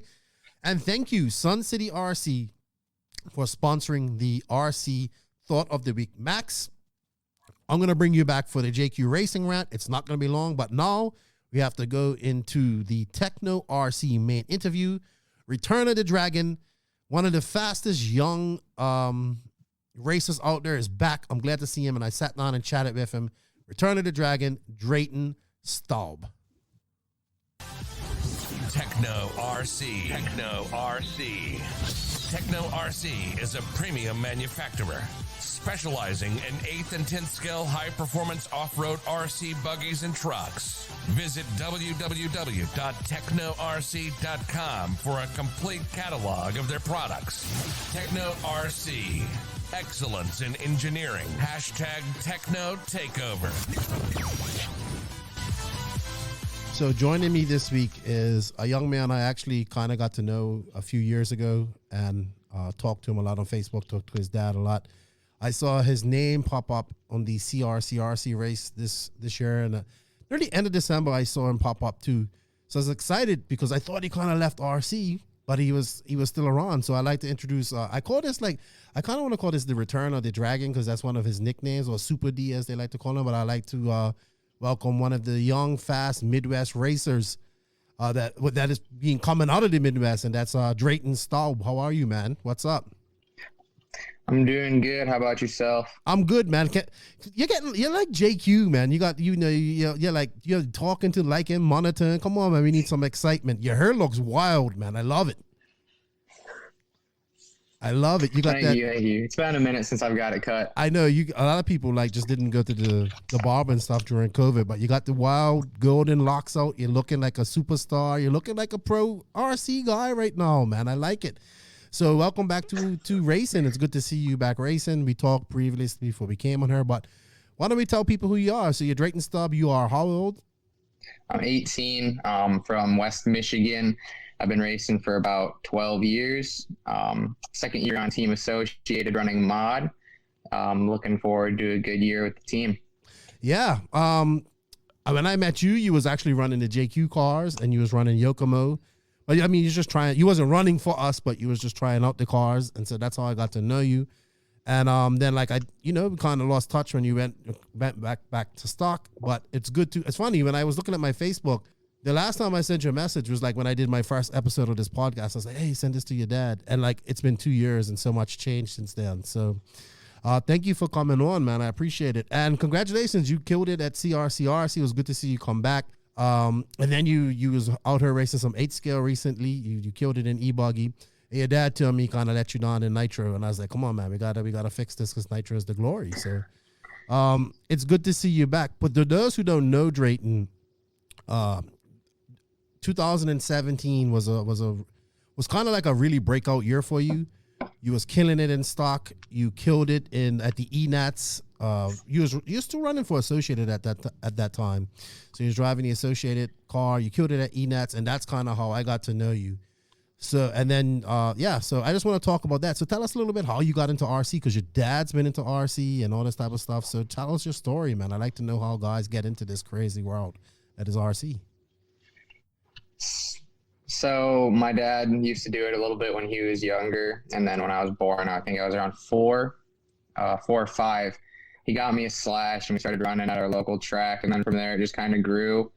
I think when I was around 8, we opened up our own track, and that was open for a few years. Once I turned 12, kind of started traveling around and getting more into it and gaining some speed to get some national recognition. Yeah, at 12, you was getting some national rec. What was your first big race at around 12? Do you remember? The longest, we went to nationals when I was at leisure hours for outdoor for 10 scale, but we went out to California for the super stock mats at West Coast. Okay. I think that was my first time making an A main at a big race. I ended up getting 6th or something in stock short course, so that was really cool for me. I think I was around 11 or 12 at that time. All right, so you really cut your teeth like a lot of guys did running short course and whatnot. I wish that class would come back, man. We need to, I don't think it's going to come back, but it'd be good to see it come back at some point. It did get a lot of people into RC. Yeah, that is true. I ran it actually, not 2020, but 2019 at stock nats, or I guess nationals, and ran stock short course. I enjoyed it a lot. Just something kind of you can relax and enjoy driving and have fun with, instead of like buggies where it's a little more competitive. A little more intense. Short course, you can kind of just lay back and enjoy driving the car. Yeah, I agree. And you can hit people, and it doesn't really mess you up. It's definitely a great. I think as the industry, when it came in, we kind of destroyed the class by making it too competitive, and that's probably why it's died. But I always thought it was a great beginner class. You're a prime example of this. So you go into short course and all that stuff. When did you start doing 2-wheel drive buggy and 4-wheel drive, or was you doing it along with short course as well? I don't remember exactly how old I was, but I know I was running buggies when we had our track. So I was probably around 7 or 8 when I started doing that, I ran that along with short course. All right. What was, because your dad had a track, what was it called? Proving Grounds RC. Oh yeah, so that was an indoor 10 scale clay track, right? Yeah, and then eventually we had a parking lot, a pretty big parking lot in the back that we put an 8 scale outdoor track on, actually. So that was super nice also. Okay, so when was your first taste of 8 scale then? Do you remember? Or did it come later in your career? No, I ran it a little bit earlier. I think I was probably around 10 when I ran 8 scale outdoors there and started kind of going to State Line and other places around us. Yeah, State Line was a great track.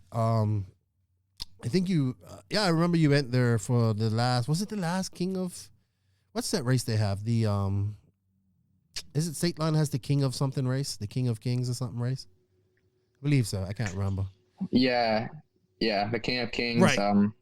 I think that was their last race they had there. Yeah, it was such a good track. If I remember correctly. But yeah, I stopped by there and ran. All right. So like I said, who was some of, well, before we go any further, besides your dad, who were some of your early influences in your career, man? Who were some of these guys that were helping you out?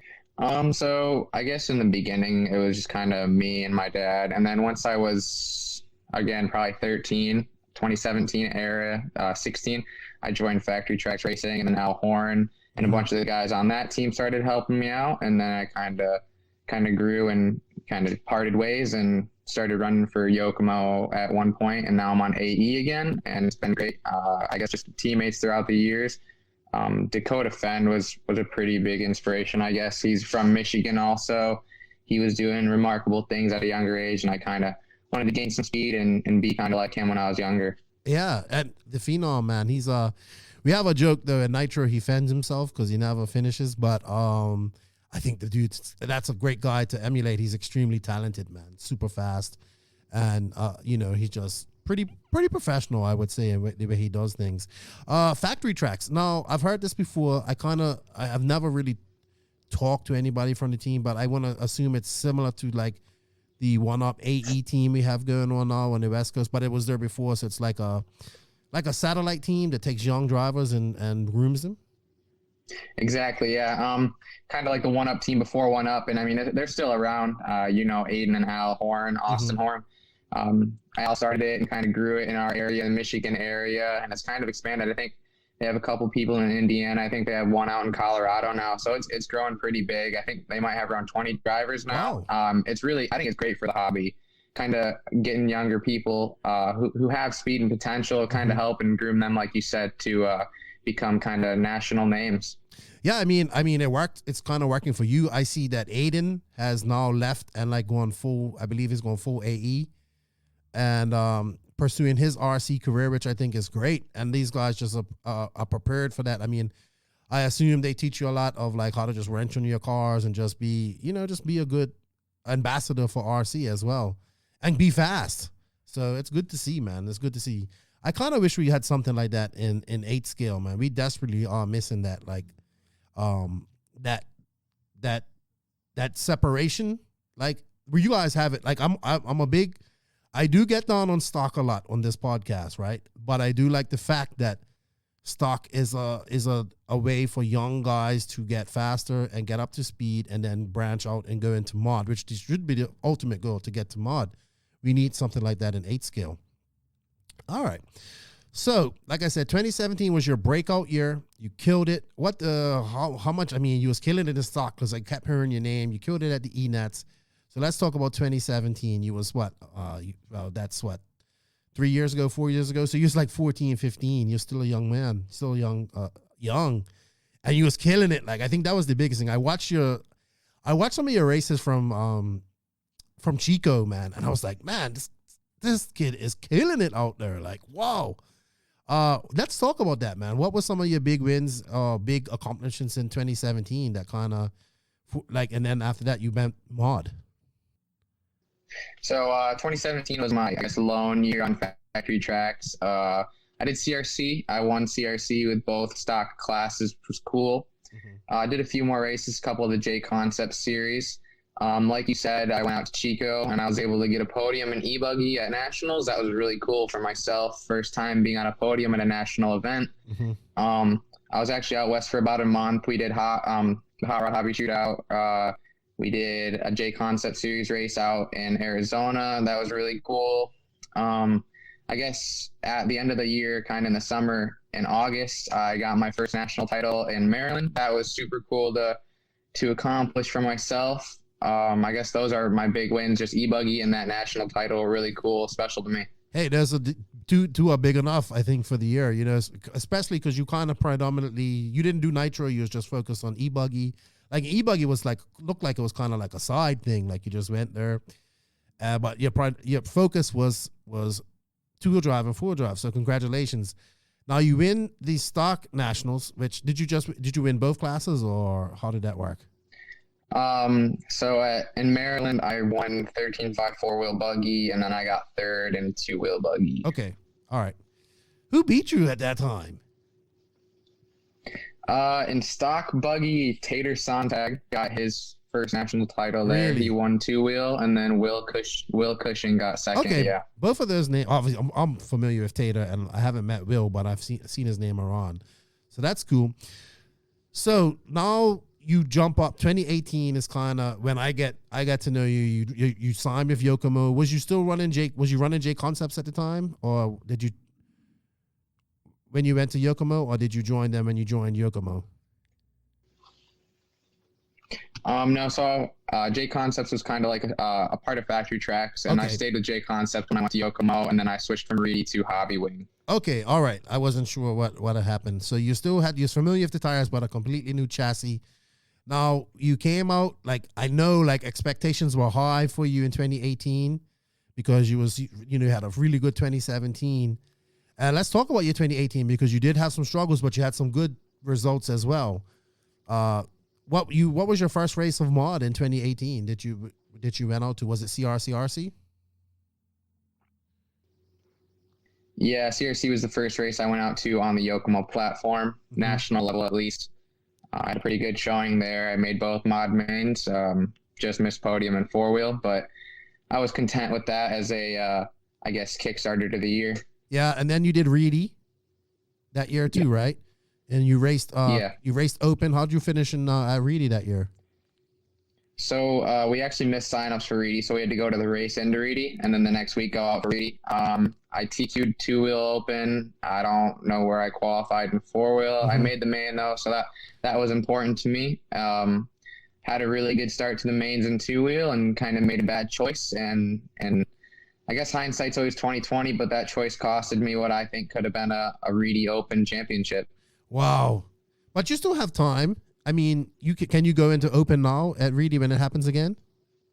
Yeah, I can run open now. I don't know if I have a whole lot of interest in that at the moment. I think since it didn't happen this year, obviously, I guess my main goal, looking ahead, would be to make the main at nationals in either mod two-wheel or mod four-wheel, ideally both, so that way I can run an invite at Reedy. Yes. But if that doesn't happen, I guess I can just plan on running open next year or try again at nationals. Okay, yeah, that makes sense. I did not realize that if you made the main at the nationals, you got an invite.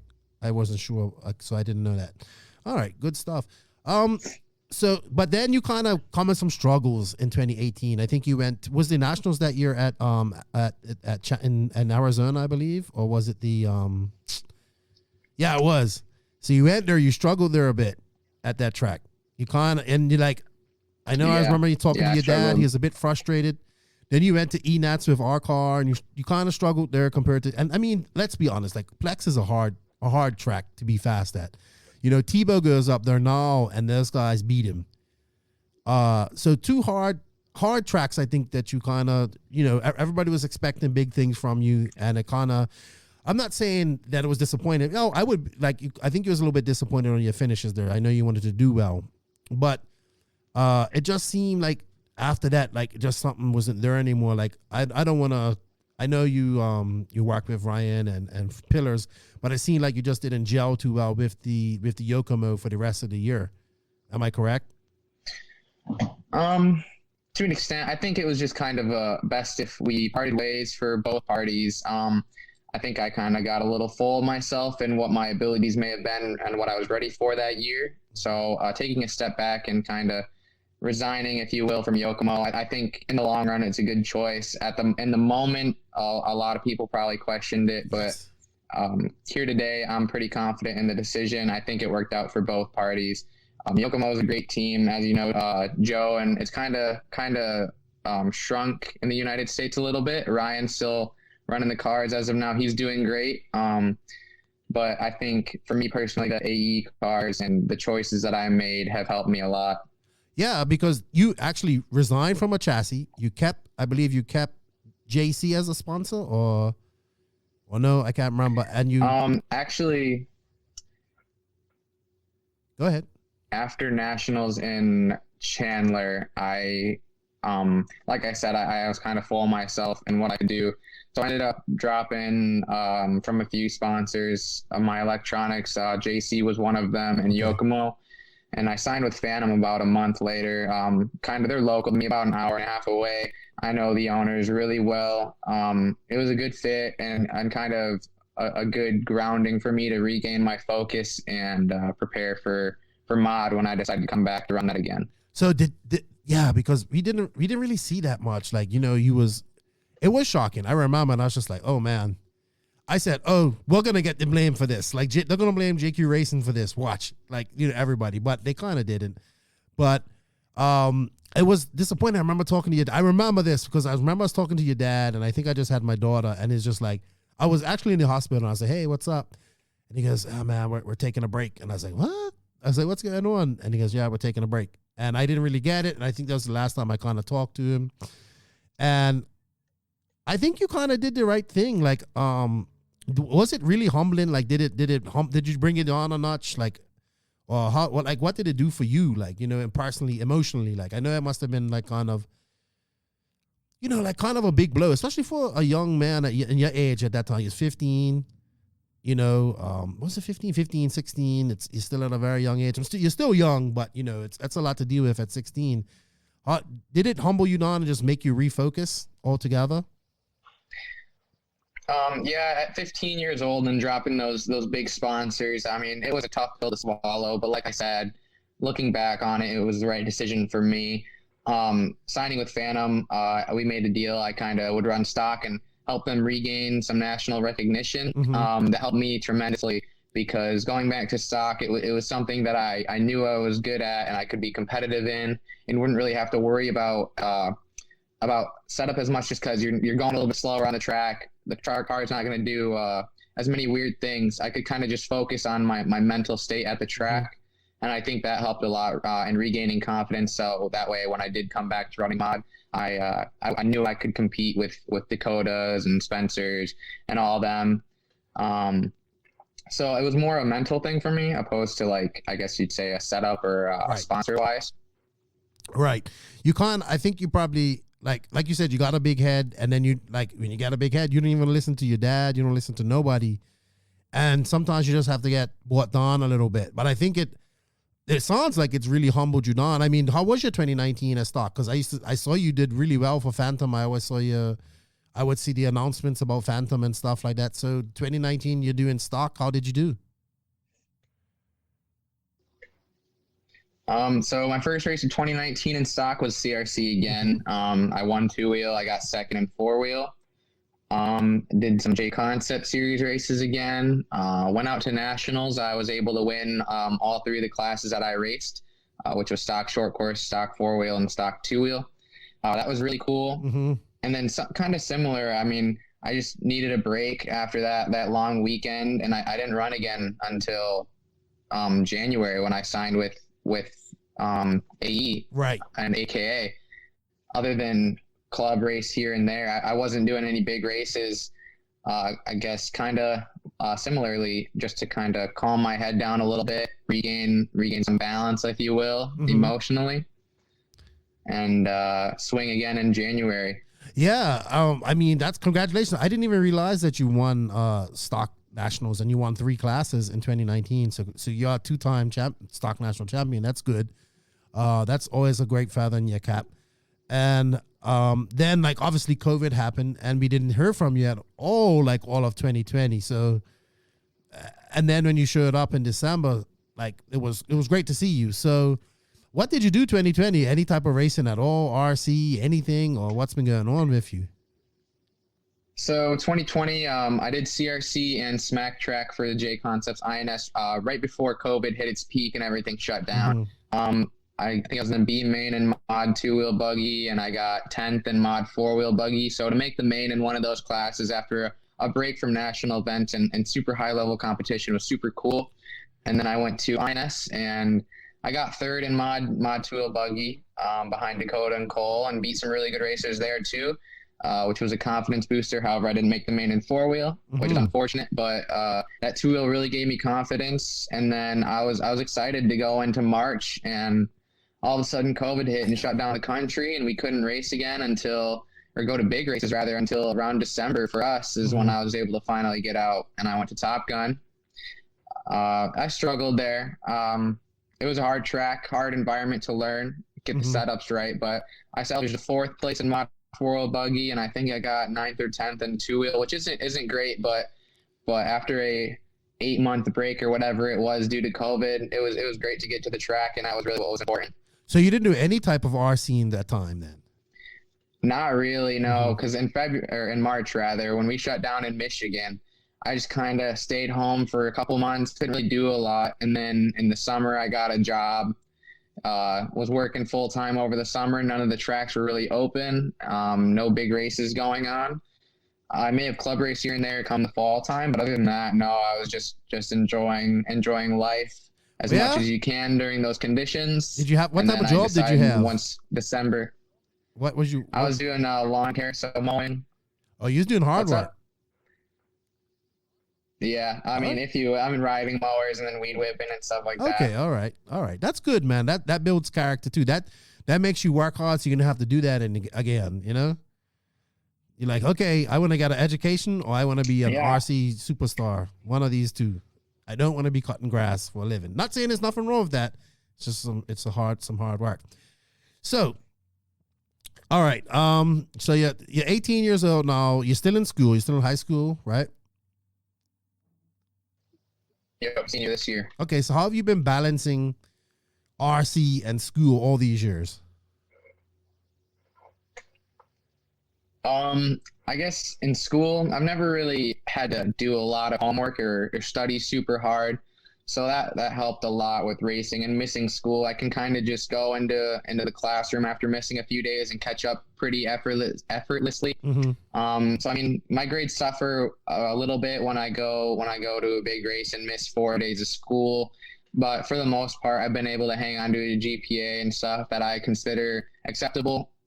Get some test scores that I was okay with, and then college is coming up, I guess, this fall. Oh yeah, so college, where are you planning on going? As of now, I'm not sure. I'll probably end up in state to save some money, but okay, not quite sure as of now. What are you interested in? I'll be going to school for business. Okay, smart man. You want to make money. You want to make money. I don't blame you. Your dad's a smart businessman too, so I could understand that. All right, so I like that what do your friends think about this? Like, what do you like? How do they think it's cool? Because this is one of our disconnects. Like, we're trying to get more young kids, young people into RC. I want to see more young people because this is the future. But we have to compete against video games and everything else. Because let's be honest, like RC does not get girls. So when you're 16, 17, and you're a boy, you want to do things that got girls. I understand that. Do your friends think this is cool? Like, do they understand what you do? So, I mean, a few people at school, no, I don't really go around and talk about it a whole lot. Like, if people Google my name just for a joke or whatever, they'll see all of it and I'll answer their questions. I guess it's like 50-50. Some people are like, oh, that's really cool. And right. A few other people are just like, it's whatever. It's more like cost. Like they do it if it was a little bit cheaper. Like video games, you're saying it's kind of like a one-time purchase. With RC car, you have to get parts whenever you break. You have to get electronics whenever they go bad. Tires are reoccurring, just stuff like that. I mean, it's more probably cost effective to get a video game or something like that in high school, which is unfortunate. But how about sports and into any other sports besides? Well, I guess this is a sport for you. Not it's more than a hobby. It's a sport for you. Any interest in any outside sports? You play any other sports in high school? So I don't play any sports, Okay. but I like to follow like college sports, basketball, and football. I enjoy that a lot. Supercross here and again whenever I can catch that. Wow, it seems weird that an RC guy isn't into Supercross. I haven't met one yet that isn't into Supercross. So it's interesting. Cool. All right, so let's talk about your future here for RC. Obviously, you got school on your mind, which is super smart because RC isn't the best future plan for anybody. Because you're only as a racer, you're only as fast as your last race. What are your plans? You got 21 coming up here. You just did some e-buggy racing, like I said, at All for Fun RC. You bested Lutz. Congratulations on that. That's one of his faster classes. Your dad's gonna take Nitro a little bit serious here. You said you're gonna take Nitro serious, which I'm glad to hear. Is Nitro something that you've always wanted to do?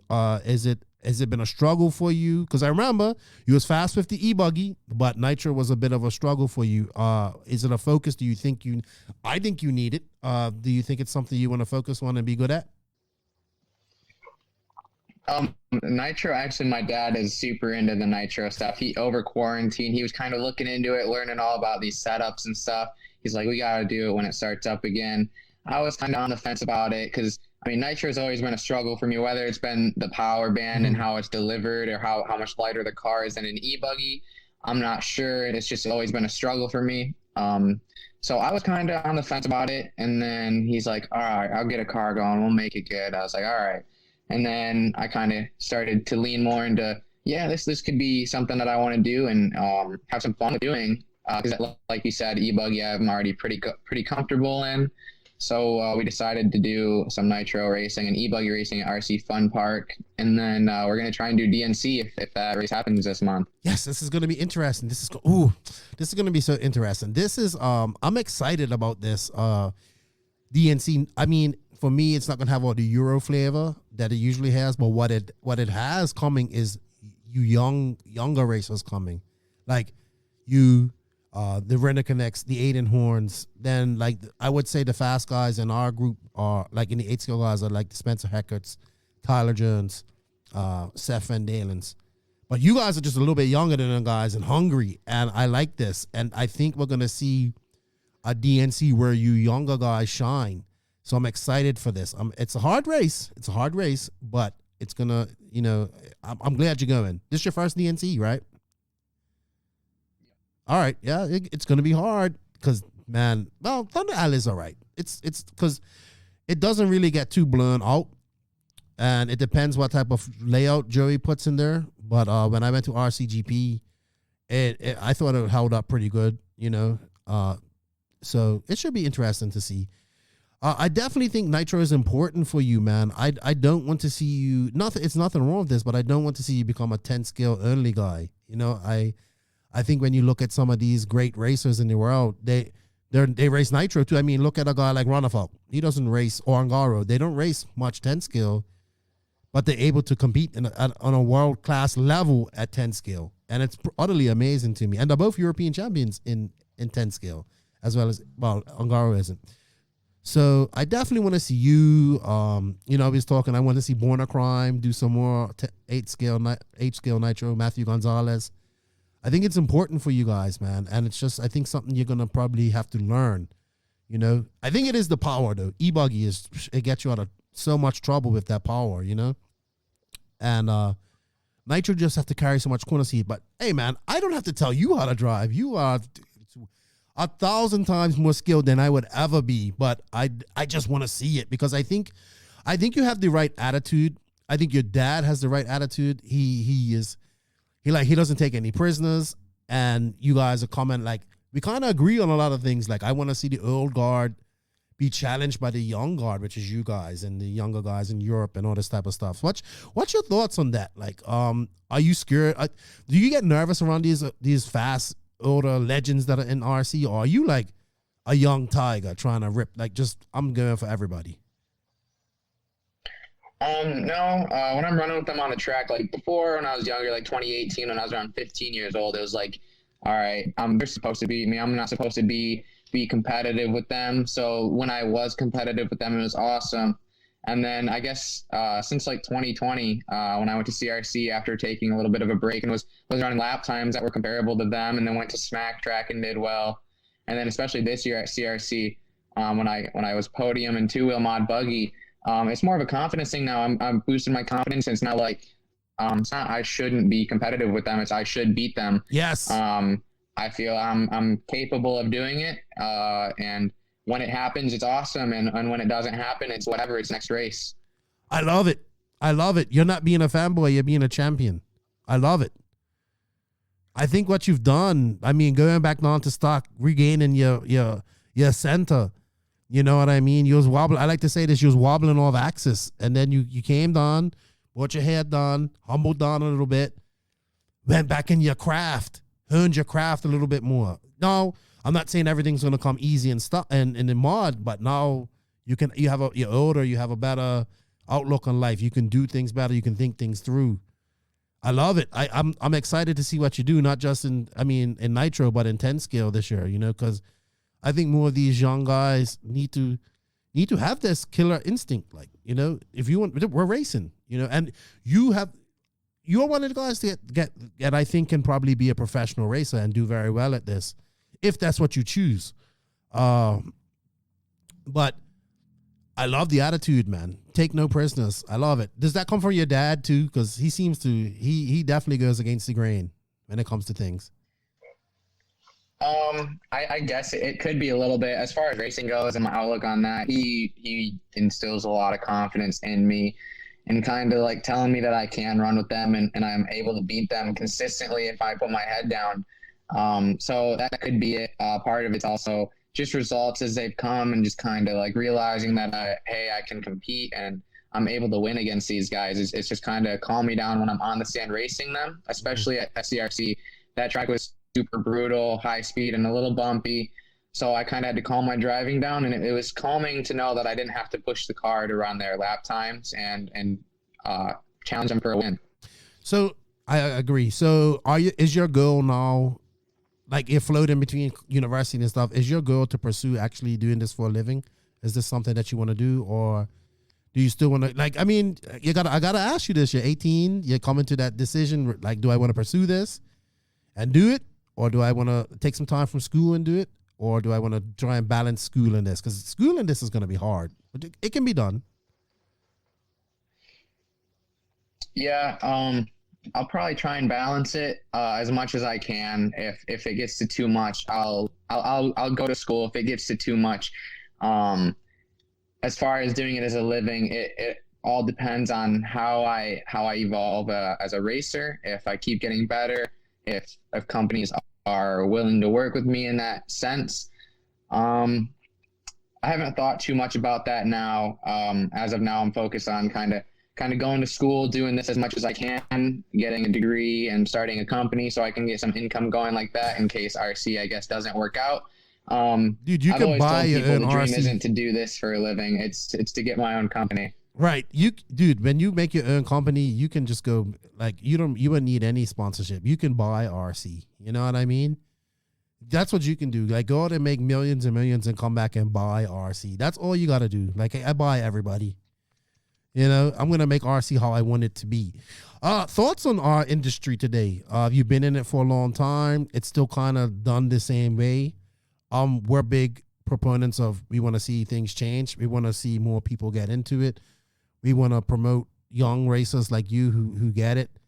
Is there some things you'd like to see? Like, I really think we need to promote what we do to people so people can see what we're doing.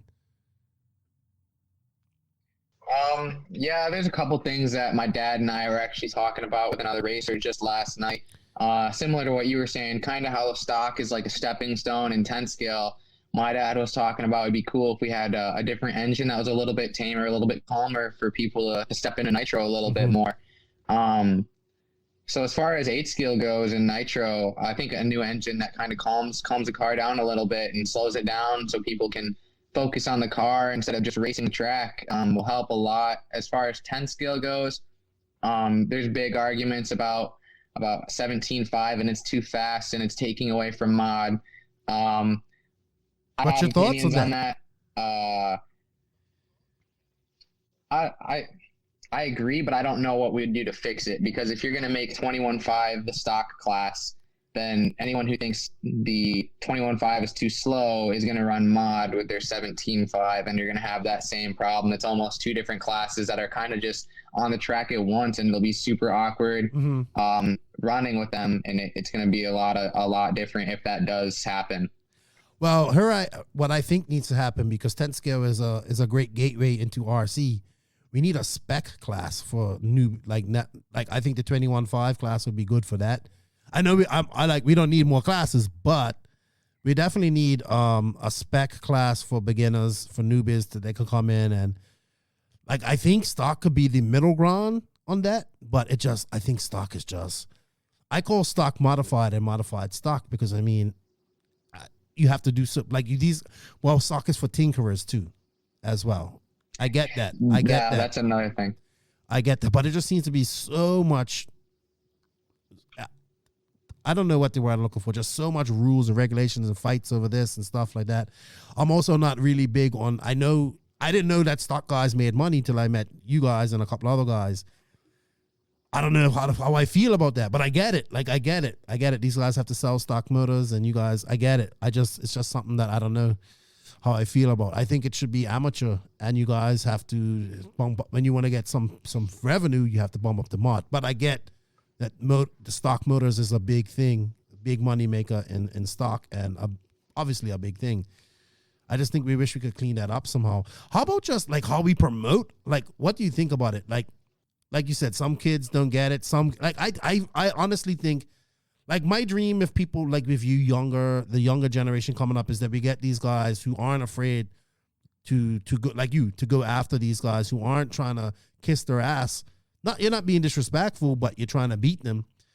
And I kind of want this young guy or these RC racers that's going to bring some charisma and bring some character to our industry, man. Like you're a good looking dude. You got this long flowing blonde manes. Like, you don't look like your average RC guy. Like, if I had you on I would market you like crazy. Like, I'd be like, hey man, let's do a promo right now. Stuff like that. That's how I feel about RC. Would you like to see RC become cooler? That's what I would like to see.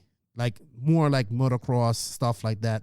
Rivalries, like I think AE and TLR is gonna have a big ass rivalry this year, especially with all you young guys in 10 scale and all the young guys they're got in 10 scale, and then they've got a pretty stacked 8 scale team. Like, all this makes RC exciting, but we kind of shy away from it, man. That's my thing. That's my argument right there.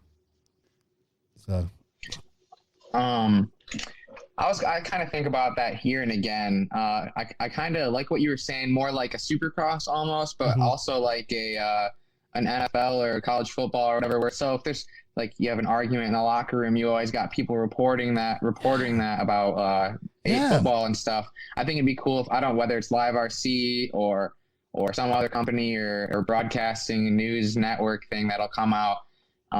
If there's an argument in the track, or if tempers get high and people are yelling at each other, I think it'd be cool to have headlines and articles on say Cavallari lets loose on Stoub, or Stoub lets loose on Mayfield, or whatever. I think it'd be super interesting, kind of add more drama to the sport or hobby, whatever you want to refer to it as. Just draw more attention to all the drama that happens and goes on, because I feel like there's stuff that happens, people yell every once in a while, but it's never really brought up. It's only maybe in the comment sections on a few posts you'll see something, but like it's always Cavallari wins a race or whatever, Rivkin wins such and such. It's never like when Rivkin and Dakota got into it at CRC, you never really saw an article about that argument and what happened then. I did it. You guys did a podcast on that. And we put the video up because I think that's exciting. I think that's what we need to look at. It's two pro racers that hit each other in the first race of the year. Like, if I was Fend, I don't know, or if I was Rivkin, I would kind of be like watching my back the next race, because maybe the TLR guys are coming for me. And then if I'm the AE manager, I'm like, hey man, it's on. Like, somebody's gonna, I said it, like, do that secret call, like, caca. Next thing you know, like, you're doing a team orders, take him out. I'm not saying I want people to be taken out, but we're too vanilla, too PC. We sweep all this stuff under the carpet when people are into this stuff, and it makes it exciting. We need to talk about it. Why not use it to promote what we do? Right. At CRC, like you said, they got into it on the straightaway, and A1, and then A2.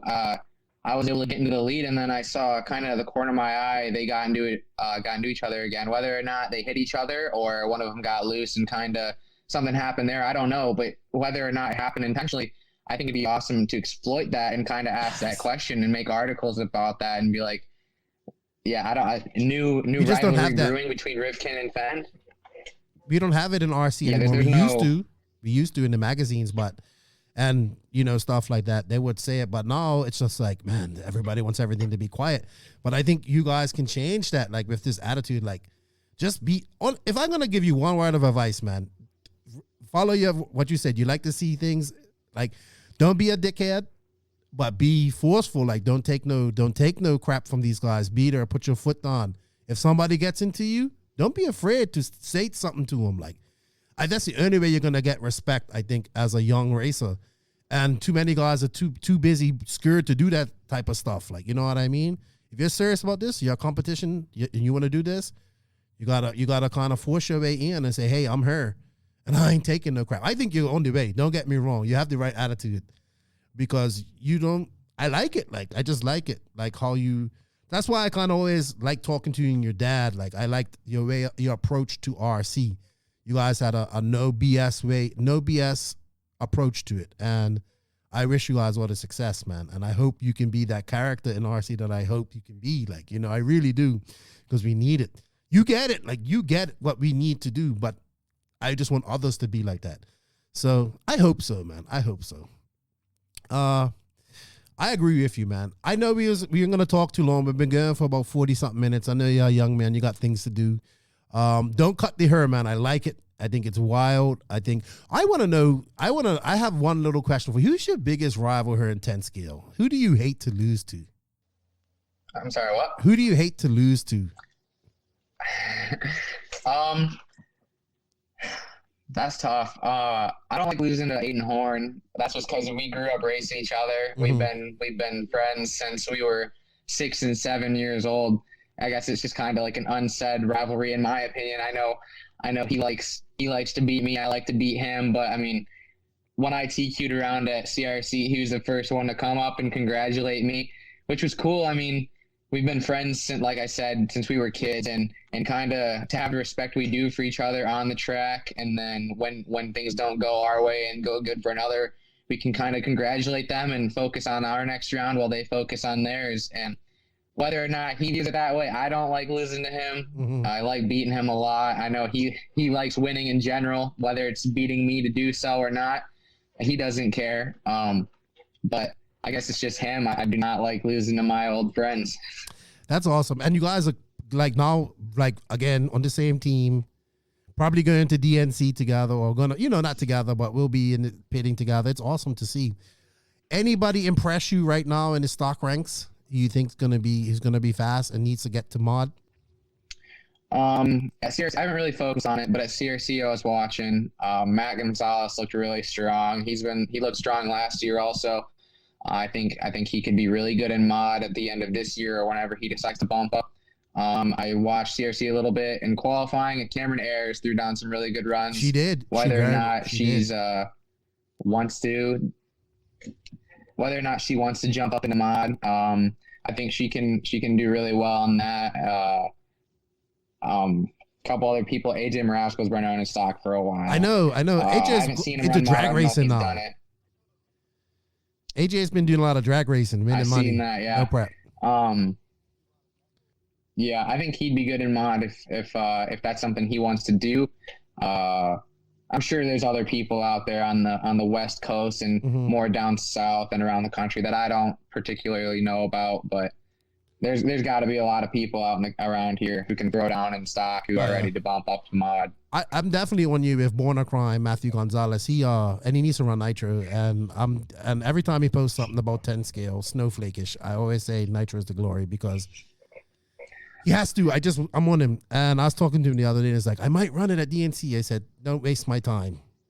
When I see a nitro engine there on your table, I'll believe you. But yeah, man, I'm super excited for you. I actually want to get your dad on her one day. I think your dad would make a great co-host for this. I'll be like, and now we get Chad on, and he'd be just like, I think and I could hear him going into one of our rants right now. I think it'll be awesome. But tell him I said hello. Would you like to say shout out to your sponsors or anybody before we sign off here? Yeah, first things first, thanks for having me on the podcast. It was a great time. Hopefully to see you at DNC or any other 8-skill races in the future, assuming that they're able to happen. Yes. Well, maybe at nationals if you end up there. Assuming we're allowed to have these races in the future. Obviously, thanks to all my sponsors: AE, AKA, Phantom, RC1, Dad Bods Design, DBX Films, 92.0. I couldn't really be where I am without you guys and the support that you're giving me. Hope to see you at the next race, everybody. Any advice for any young racers out there starting into RC? Yeah, I guess don't get a big head like I did. Think if I could have stayed a little more level-headed and contained my emotions a little bit better and kept myself in check, I wouldn't have took what some people view as a backward step in racing. Just make sure you're ready to bump up to mod when you're ready to bump up to mod. If it means taking an extra year than people think for stock or whatever you're racing, do that. And the biggest thing is really your head and where you are mentally opposed to how your car is on the track handling wise. Awesome, man. Awesome. I think you're in a good spot. You sound so much mature, so very mature now, and I like it. Like I said, don't cut the hair, man. Leave it. I love it. We need it. We need that wild hair. You almost look like Max when he had his hair all crazy. When he grew his hair all out. Good luck in whatever you choose to do, man. Thank you for your time coming on her. Good luck at DNC if you go. Tell your dad I said what's up. I'll be following you guys, and hopefully we get you and her. Like, I hope to see you on some podiums this year. I know 10 scale is big for you. I hope you really do well at that.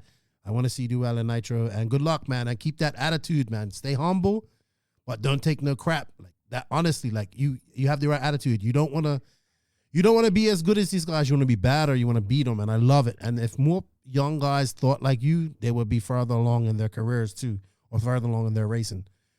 All right, Dreighton. Well, thank you for your time, dude. Stay warm. And man, I look forward to seeing what you do this year. Thank you. All right, dude. Bye-bye. We are now at that point of the show where you should fasten those seatbelts and put your big boy pants on. Whoa. Things are about to get serious. It's time for the JQ Racing Rant.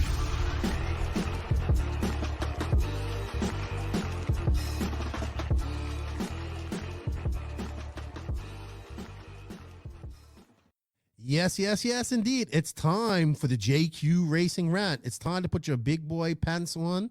And, if you're a snowflake, you might want to not listen to this part of the podcast. If you have young children, probably don't want to listen to this because this is the part of the podcast that we get pretty raw and gritty. And Max, you haven't done one of these in a long time. Did you see I even put you in some of the pictures of the intro of that? So thank you to JQ Racing for sponsoring this part. Shout out to all my JQ Racing family around the world.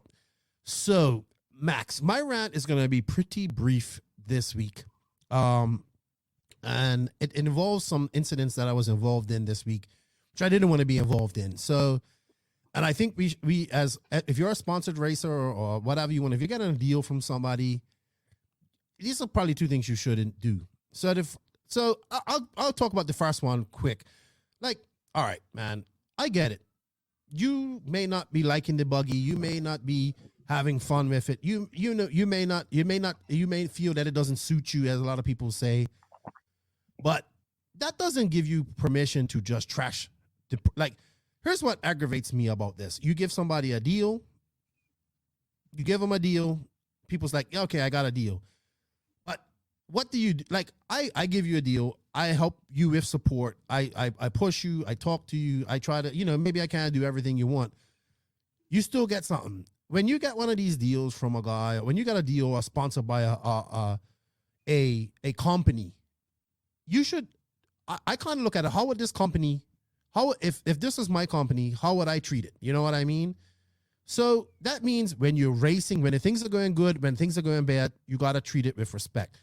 Like this company, they don't have to give you a discount. Yes, you can get a discount from somewhere else. That's fine. But you chose this company.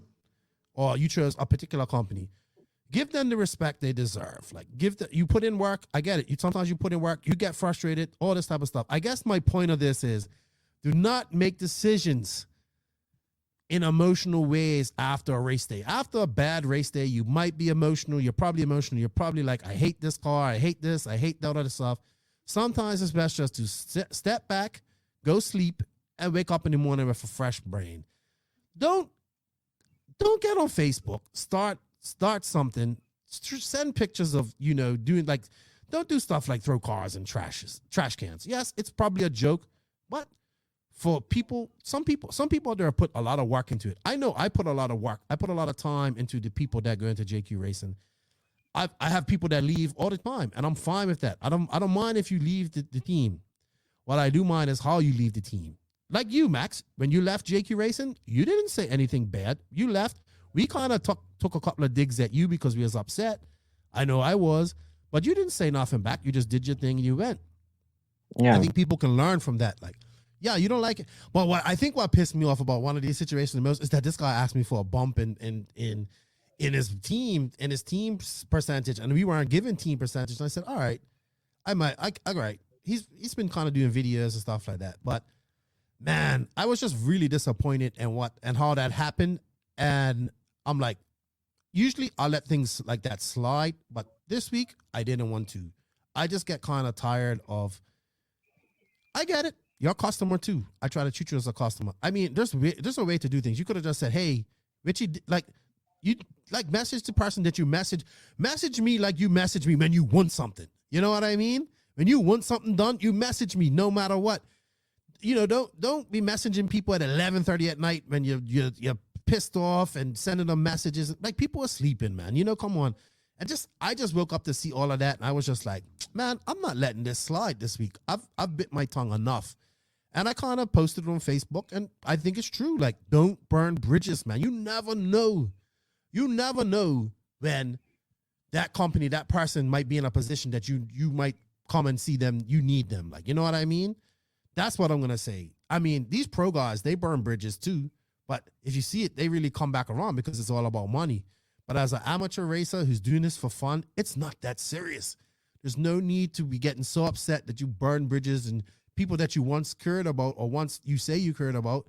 It's like you just treat them like shit. So here's one rule: if you want to leave a company and all that type of, if you think you're gonna bounce around companies, don't take a deal. Number one, you can go out and do that on the privateer side, but just show the company a little bit of respect when you leave. Like, it's no need for that. Like, it's no need to make a show on Facebook and have, I wake up and there's pictures, people, oh, what's this guy doing? That gets frustrating. So you saw that happen. I'm not mentioning names. I think he's a good guy. I think he's a cool guy, and I like him, and I'm still friends with him and all that stuff. I just didn't appreciate how that happened. There's a way to do things. So that's one thing. Don't burn bridges if you really want to leave. The second thing that I want to rant about was actually something a little bit worse. And I think this is a problem we see in RC. And it comes back to classes and all this type of stuff, and people having to run all these different classes and all this type of stuff. I got involved in something that had absolutely nothing to do with me or JQ Racing last weekend on a Sunday when I'm chilling out. I'm sitting there, I'm watching TV with my son, and I got a match. It's boom. I'm like, what's this? I'm tagged in a post. I see him tagged in a post. I go look at it. Nothing to do with me.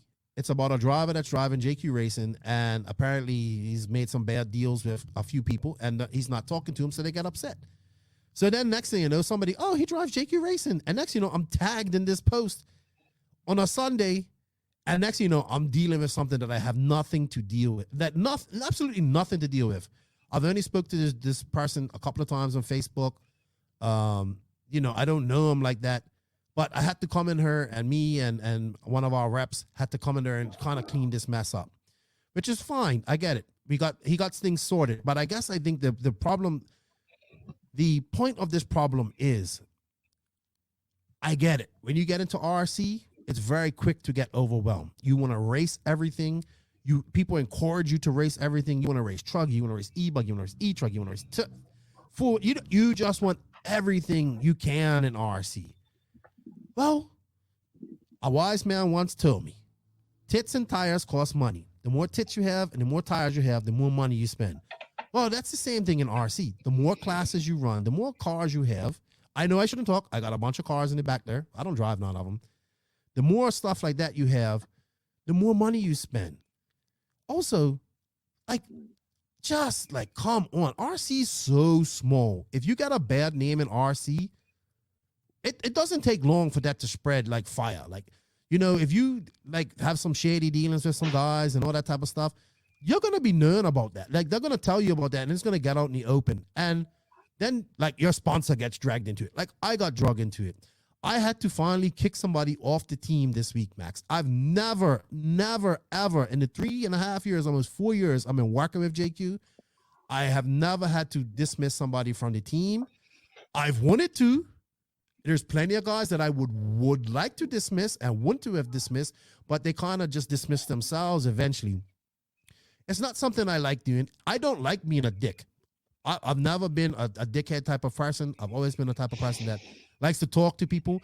I know some people relish in being a dick, like Joseph and other people, but that's not my thing. Like, I don't like to be a dickhead, and I was forced to be a dickhead this week, and I don't like it. So those are two mistakes I would say for you to watch out as a newcomer or as a newbie into RC. Just don't burn bridges, and man, if you're going to do, I don't know the full story of this dude. I don't know the full story of what happened, but I had a few people message me and tell me what's going on. Just step back. I know how RC can be. It can be addicting. It's like, woo. You got to sit back and calm down. I see a lot of new guys just getting into RC and spending too much money. Sometimes you get over your head, like I think like this gentleman did. Just step back and calm. This is RC racing, guys. This is I know I say I hate this, but we're racing toy cars. Oh, I can't believe I said that. But if you're more like, there's a time to take things serious. Yes, you have to be serious about your racing, your prep, and all that type of stuff. But at the end of the day, man, if you're not getting a paycheck from this isn't paying any of your bills, then this is supposed to be fun. It should not. RC shouldn't be giving you a bad name and shouldn't be getting you mad at people for unknown reasons, man. You really have to look deep down at yourself and see that you look down. A lot of people can't do this and see what they're doing is actually wrong. You know what I mean? Yeah, that car doesn't suit you, probably because it's built wrong. That's why I love when I get cars that are built by other people and I get them back. So just two incidents I would want to avoid. Your team manager, he never wants to get pulled into a discussion that has nothing to do with it. And this is kind of shitty too. Like, I don't understand why JQ Racing and my name gets pulled into things like this. But I get it. When you ain't hearing from nobody, you have to get into it. So, man, it was a super frustrating couple of days. I dealt with it. And it's some things that I don't think we should have to deal with in RC. So, as a newbie, those are two mistakes you want to avoid. Don't burn bridges, and don't like treat people like how you want to be treated. Like, if you bought something from somebody, sell that person what you wanted to buy. Like, that's, I've just been involved in I've just been involved in so many used car disputes, like, that I just stopped. That's why in the JQ Racing Facebook page, I don't allow selling, nothing. Too many problems, too much stuff. And I always get caught up in it, and I'm tired of it. So please don't make those two mistakes in RC. If you sell something to somebody and they're not happy, make it right. If you want to leave a team, do it the right way. We've seen some crazy stuff, man. I don't know what it is. Like, when we got JQ guys that leave our team, we've had guys burn shirts. We have guys that want to kill Joseph. We have, it's just madness out there. And this is just RC cars, people. I kind of have to take this serious. This is my job. You know what I mean? RC, my livelihood depends on RC, so I take it a little bit serious. And even I don't take it that serious. So, wow, man. I just think we're just making an illusion in RC where everybody could come in and be somebody or be special or be a pro. And sometimes you just got to come in and enjoy RC racing, man. Just enjoy it. Have fun. And fuck all this, like, being sponsored and this. And if you don't want to be sponsored, don't be sponsored. Like, don't do that. Go support your local hobby shop. But if you're going to take a deal from somebody, give that person the respect that they deserve. And I don't know, man. Just a culture we've created, Max. The unsustainable business model that is RC racing, man. It's collapsing on itself. People can't see it. we're like ostriches with our heads in the ground, hoping it goes away, and it's just not going to work. Not going to work. So I don't know if you have anything to say about with that, Max. But I thought you had a good thing going for you, so I was just staying quiet. I'm sorry. I'm You- sorry. And you know what? No, you did great. And to the people that I had to kind of be a dickhead to this week, I don't take it personal.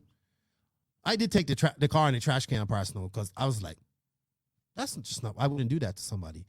But it is what it is, man. I just think there's better ways we can do things, and think before you do it. And remember, like when you're dissing somebody's product or saying this is like, especially with us, like this, every car that I sell, like I have my personal touch to it. Like, you know what I mean? Or every person that comes on and I got them on the team, I put time and effort into that person to talk to them and stuff like that because I like to get to know people. But just over the years, like I don't know, I try not to do that as much anymore because it just I got disappointed in the end. But I'm over that now. But just do things right. If you want to leave, do it right, and just like if you think it's too expensive, slow down. You don't need to run 20 classes. You need to run what classes you like and leave it at that. The more classes you run, the more tires you need, the more money you spend. So I don't know. People. There's one thing I want to say though, which is that I saw someone say that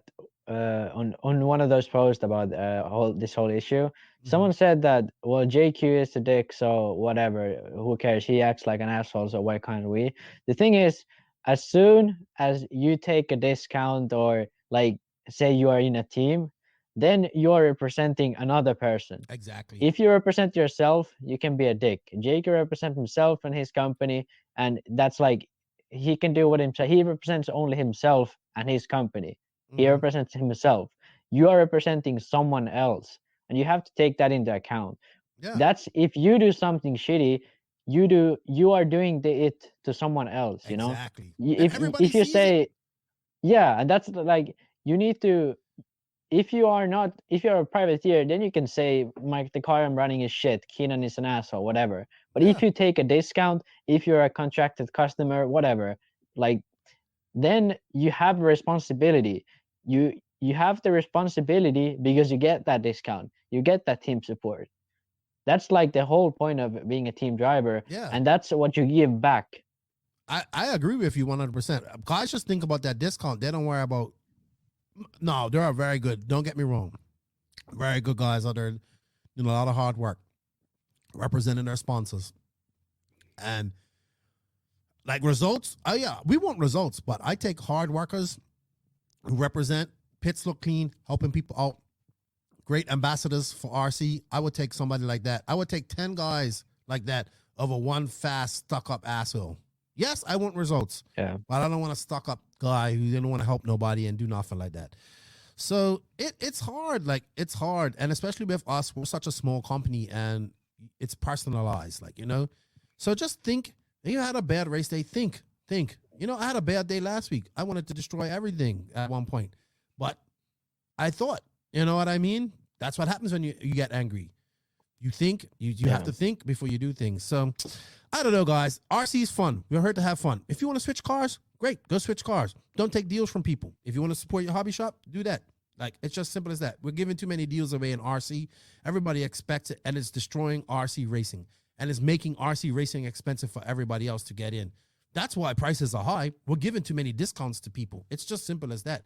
It's simple. And guess what? I'm guilty of doing it. I'm so guilty of doing it. I've done it because there's no other way to do things. That's why we need to change RC. That's why we need to change it, Max. All right, Max. Well, thank you for your time, man. I greatly appreciate it. It was a great chat with you. Hopefully, I think you're going to become a regular here on the podcast. You know, we're going to rotate you in and out, or whenever you want to come, you can do it. Go check out Max Mort's YouTube channel, Max Mort, right? Yeah, just Max Mort. All right, check him out. Give him a sub. Hit that notification button, a like, a share, because we want to grow his YouTube channel. He's doing some great videos there. Check him out. Hey, Max is smart. Thank you, Max, for your time. Thank you, Dreighton Stoub, for your time. It was a great chat with you as well. I look to see you doing big things. I'm excited to see you running Nitro. Thank you to everybody that sent in questions. It's greatly appreciated.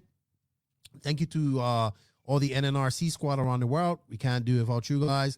To all the patrons of NNRC, thank you guys. I greatly appreciate your support. And shout out to the awesome companies that support us, man. Mayako, Tekno, Beach RC, JQ Racing, Sun City RC Raceway, Racecraft USA, Manscaped.com, RCMX, Wally Builds, Papa Willie's Traction Tonic, House of RC, and RCGP. Right. And don't forget to go to our YouTube channel, the No Name RC Podcast. If you haven't already subbed, our podcasts are now on video. I need to get back to doing my videos as well, which I will do, just been a bit busy. Please go hit that sub button. Give us a like because we're trying to grow that YouTube channel. We need to get to 1,000 subs. Max, you need 1,000 subs too. And help us out, man. I think everybody out there making content in RC is doing a good job, and we need to help each other out. Everybody have fun at JBRL this weekend. I'm super jealous I'm not there. I would love to be there. I would love to be in California right now with these races coming up. We have DNC coming up. We'll be doing a show with that. Max probably maybe one next week or week after. Whenever Max wants to come on, he can come on. And hey, Max, anything to say to everybody before we go? Nothing too crazy. Yeah, Keenan already shouted me out, so I don't have to plug anything anymore. But shout out to your sponsors. Oh yeah, I'm running Associated now. No longer a JQ guy. So Associated, Power HD, and Ultimate. I don't have much sponsors right now. Okay. I like to keep it. I like to run the products I like. So right. So that's how I keep a privateer / Yeah. Well, I'm a team driver for Associated. So right. I mean, on the other yeah, stuff, but like all the for tires and for other stuff, like whatever I need, I just buy it if it's good, you know. So, but yeah, keep RC cool and be open-minded. Yes. Don't call people clowns just because you saw one video about a new brand. Yeah, there you go. Max, that really pissed you off. I can tell that hit a nerve. Yeah. Great, man. Thank you for your time, man. Honestly, I'm glad we're back talking again. Not that we stopped, but I stopped talking to you, and then just me being upset, being disappointed, and also giving you your space to figure out what you wanted to do. That's kind of what I done. So I'm glad to you're my friend. You're like my little brother. I like that, and I'm glad to be able to talk to you again. So thank you for your time, and I greatly appreciate it. And yeah, it was fun. Yeah. And keep up the good work. Have a good time at work today. Thank you, everybody. Remember, nitro is the glory. E-buggy pays the bills. If you ain't grinding, you're sliding. And hard work beats talent when talent doesn't work hard. Lefty out. Thank you for listening to the No Name RC podcast. We greatly appreciate all the support and love from you, the listeners. Without all of you, none of this is possible. Special thanks to our patrons on Patreon. If you wish to support the podcast further, you can at patreon.com/NNRC podcast. As a patron, you will receive early releases, special content, and patron-only giveaways. Also, please follow us on Facebook, Instagram, and our website, www.nnrcpodcast.com. Remember, nitro is the glory, but e-buggy pays the bills. If you aren't having fun, it doesn't make sense. And if you ain't grinding, you're sliding. Lefty out. Nitro is the glory. Nitro is the glory. Nitro is the glory.